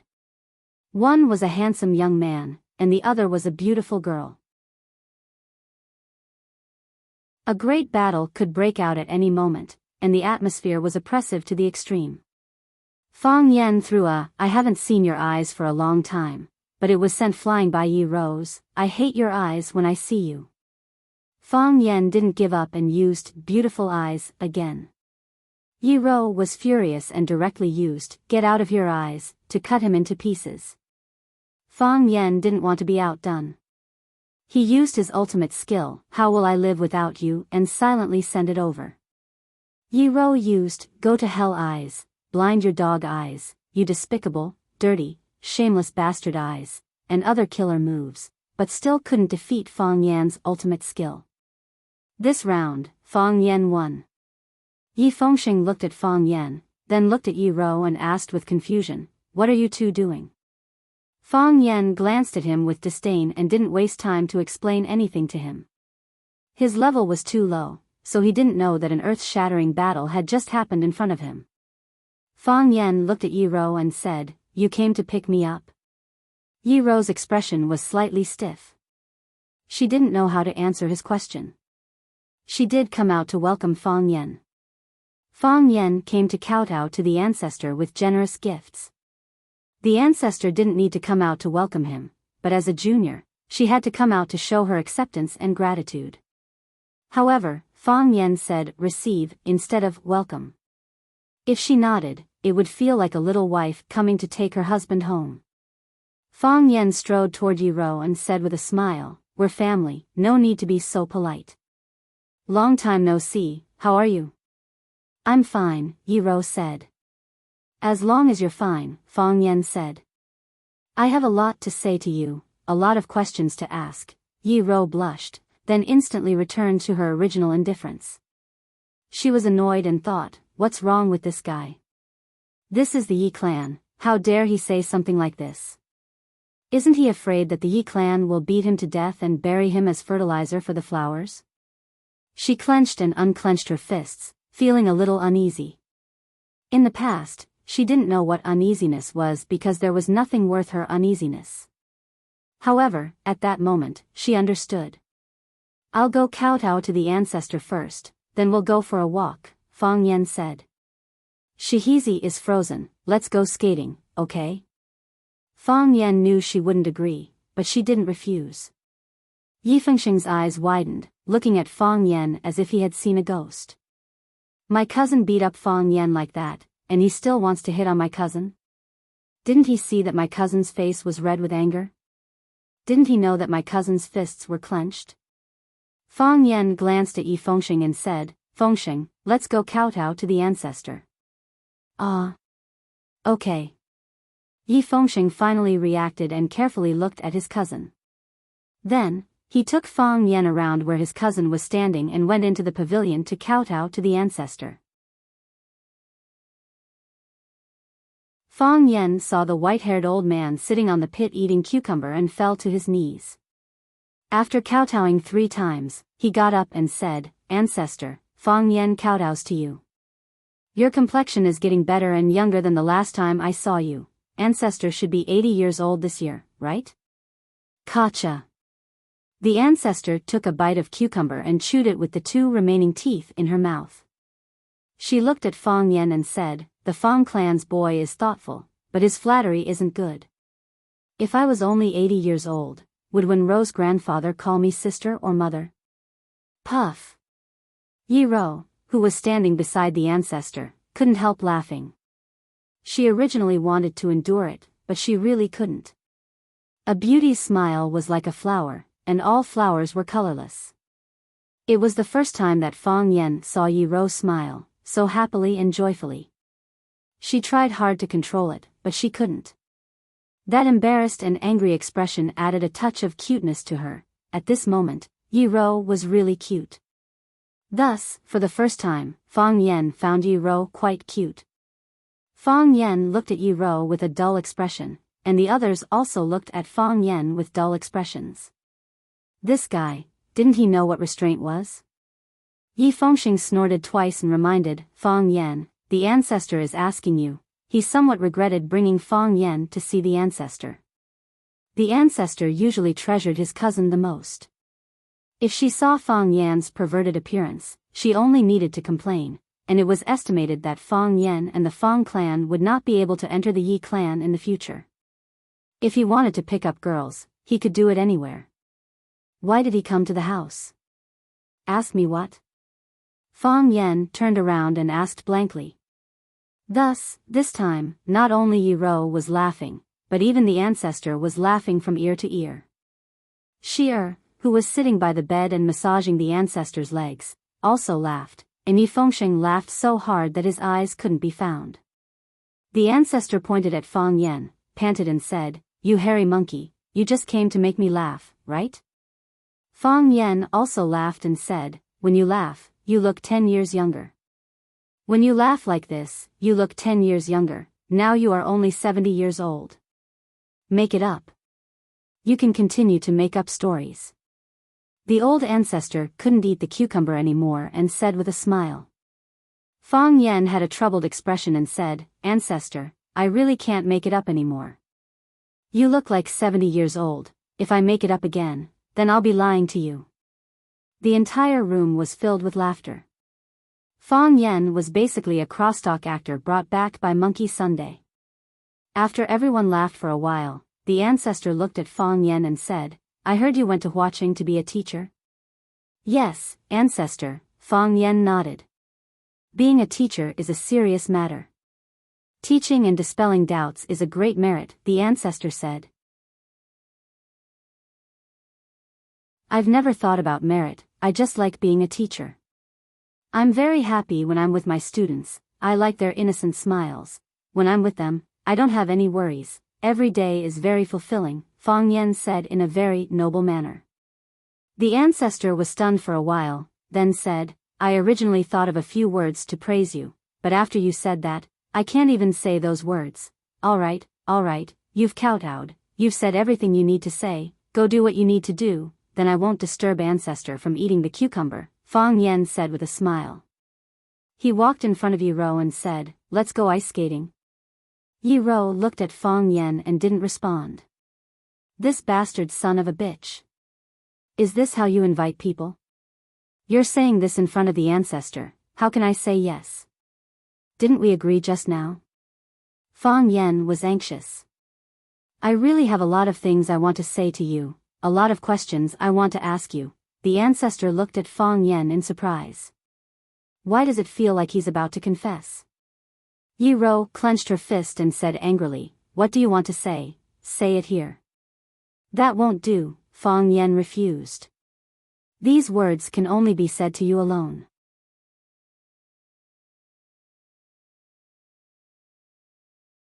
Chapter 336. Shihizi was a river. Fang Yan didn't know why it was called this way. Maybe it was because the name was so common that no one even made up a suitable fairy or ghost story for her. There were many stones in Shihizi, and there were strange stones on both sides of the river. The river was frozen, and the ice was very thick. Several urchins were skating on the river bank. They were playing at an advanced level. Throw a smooth wooden board on the ice, and one person squatted on the board. On each side, a child pulled the child squatting on the board and ran forward. After running for a while, they suddenly flung the child's hand forward, and the wooden board rushed forward with a swoosh sound. In the blink of an eye, it disappeared without a trace. There were also two little girls riding bicycles on the ice. Riding a bicycle was more advanced than skating on a board, and it was more difficult. However, the two children were obviously experts. They dashed left and right and made difficult movements from time to time, laughing proudly like silver bells. Fang Yan and Yi Ro took a stroll by the stone river. The cold wind was biting cold, and the fine snowflakes were fluttering in the air. Their shoes made a crunching sound as they stepped on the snow. Every step they took didn't even reach their knees. The snow came very early today, and it was very heavy. Fang Yan pointed at the urchins on the river and said, shall we go skating too? Yi Ro didn't answer. This idiot wants me to skate with a group of children? Let's go for a walk. Fang Yan also didn't think this suggestion was very good. What's the matter with the two of us running into a group of children? They were all famous people now. Yi Ro was the number one among the young generation in the inner world, and he was tied for the number one with her. When the group of children saw Fang Yan, they actually shouted in unison. Run Fang, look, it's Run Fang, you're back again, Run Fang, are you going to skate again this time? These children, Fang Yan said with a smile. No. Yi Ro didn't respond. Instead, she looked at those children with interest and smiled, as if it was a very happy thing for them to laugh at Fang Yan. Fang Yan, How dare you be with Sister Ruru? Aren't you afraid that Sister Ruru will hit you again? The little girl on the bicycle stopped her bike and shouted at Fang Yen with one foot on the ground. Fang Yen was infuriated. Even these brats dared to bully him. He bent down and picked up a handful of snow from the ground. Then, he squeezed the snow into a snowball and threw it at the little girl with two pigtails. Pa! Fang Yan's aim was excellent. The snowball just fell on the little girl's head. The little girl screamed and cursed, "Ran Fang, how dare you hit me?" She threw the bike on the ice, then rushed over to grab a snowball and threw it at Fang Yan. When the other children saw that there was a more fun game, they immediately joined in. So, a group of children chased after Fang Yan and smashed at him. Fang Yan fought back and ran away with his head in his hands. From time to time, the children's laughter and the screams of someone who was hit by a snowball could be heard. The group of people had a lot of fun.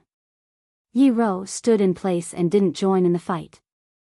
She had a gentle and indifferent smile on her face, like a mother watching her children play with each other. Pa! A snowball hit Yi Ro's face. Yi Ro was furious and looked around for the culprit. The little girl with pigtails pointed at Fang Yan, indicating that he was the one who hit her. Yi Ro bent down and picked up a snowball. She aimed at the back of Fang Yan's head and threw it at him. Pa! Fang Yan's head was hit. Fang Yan had been guarding in front and didn't expect a sneak attack from behind. He turned around and saw Yi Ro bending down to pick up a second snowball. He hurriedly shouted, "Yi Ro, how can you sneak attack? You hit me first." Yi Ro threw a snowball at Fang Yan. The children's snowballs were easy to dodge, but Yi Ro's snowballs seemed to have eyes and couldn't be avoided. Two snowballs hit him in a row and Fang Yan cried out in pain. "When did I hit you? Yi Ro, are you sure you're not mistaken?" Fang Yan shouted as he fought back. Yi Ro really couldn't be sure if it was Fang Yan who hit her. She had been thinking about something. Although her eyes were focused on the fight, she didn't notice the surrounding scene.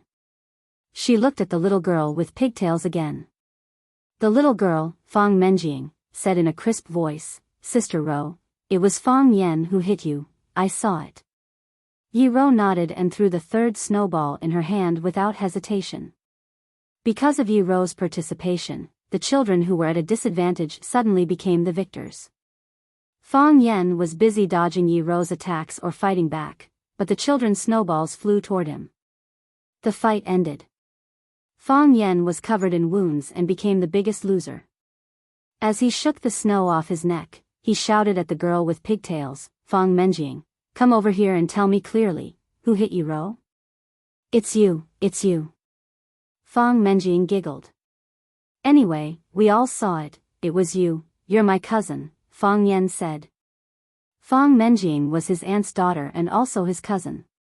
Because the person his aunt married also had the surname Fang, her surname still followed their surname. "But I can't lie," Fang Menjing said. She waved at her friends and said, let's go skating." And so, the group of children once again rushed toward the river. Fang Yan looked helplessly at Yi Ro and said, "It really wasn't me who hit you. They wronged me."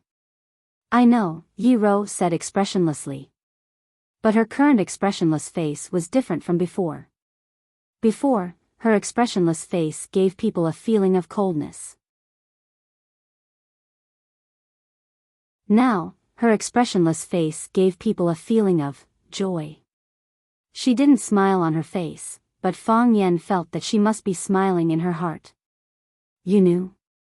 Fang Yan had a face of astonishment. "You knew and you still hit me so hard?" "Those children and you," Yi Ro said. "It's easier to hit you. It's easier to hit me? You can't bully me like this, right?" Yi Ro started walking again. She wore a white casual outfit. Her clothes were thin, but she didn't feel cold at all. Her short hair flew in the wind and slapped against her face, making her look beautiful and sorrowful. "What do you want to say to me?" Yi Ro asked casually. Fang Yen walked to the side of Yi Ro. No matter where, a man should always stand to the side of a woman. You left in a hurry last time, so I didn't even have a chance to treat you to a meal. To be honest, I didn't expect you to go to Huacheng. I didn't even think that someone would go there. I was ready to face this challenge alone. I can't say that I was ready. It's just that I had escaped once at that time, so I couldn't escape again no matter what. I would either die standing or die fighting. I felt that I should pluck up my courage for once. At that time, I was giving a big class to the students. My class was good and the students liked it, so the principal forced me to give a big class to the students twice a week. The day you went there was the first time I gave a big class to the students. Fang Yen talked endlessly, talking about whatever came to his mind. It was like two best friends chatting about their daily lives, or a couple reuniting after a long separation. When you suddenly walked in, my mind went blank. I forgot what I said before, and I didn't know what to say next. You don't know what happened later. After you left, many people went to look for you. There were also many boys who regarded you as their crush, and they gave you the nickname, Queen in Black. Yi Ro glanced at Fang Yen and didn't answer, waiting for him to continue. The two idiots, Fang Yingying and Fang Haohan, thought that I would be no match for the Chiba army, so they came up with such a stupid way to expel the Chiba army. They didn't know that even if they succeeded, we would still lose the battle. It was even worse than when I was beaten up by the Chiba army in person. I didn't expect that you would also appear that night. If you hadn't shown up, I'm afraid that Fang Yingying and Fang Haohan would have suffered a great loss. They were afraid of you, but they liked you more. I showed up because I wanted to, Yi Ro said.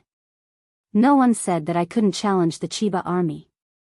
And no one said that I couldn't challenge the Chiba army before your final battle. I just happened to meet those two idiots. I know. Fang Yen nodded repeatedly. I know you won't admit that you actually care about me, and I can pretend that I don't understand. Don't mess with me, Yi Ro stared at Fang Yen and said. I didn't mess with you, Fang Yen said seriously. I used to mess with you a lot, but that's because I hated you. I hated that you were too powerful, I hated that you were merciless, and I hated that you made me lose every time we competed. I just want to say thank you. Thank you for beating me up for 10 years and forcing me to improve. Thank you for allowing me to possess the heart of Taiji. Thank you for coming all the way to Huacheng to help me. Thank you even more for making the Fang family different from before. Yi Ro was silent and didn't speak. What's wrong? Fang Yen looked at Yi Ro and asked. He felt that her expression was very strange. Shouldn't she say something when he thanked her so deeply and sincerely? Fang Yen, Yi Ro said softly. It seemed that she had finally made up her mind. Okay, Fang Yen replied happily. Go on, Yi Ro said. What? I'm not used to you being like this, Yi Ro said. You're tuning into the Romantic Tales YouTube channel. Don't forget to subscribe and join us on this journey to catch the most captivating stories.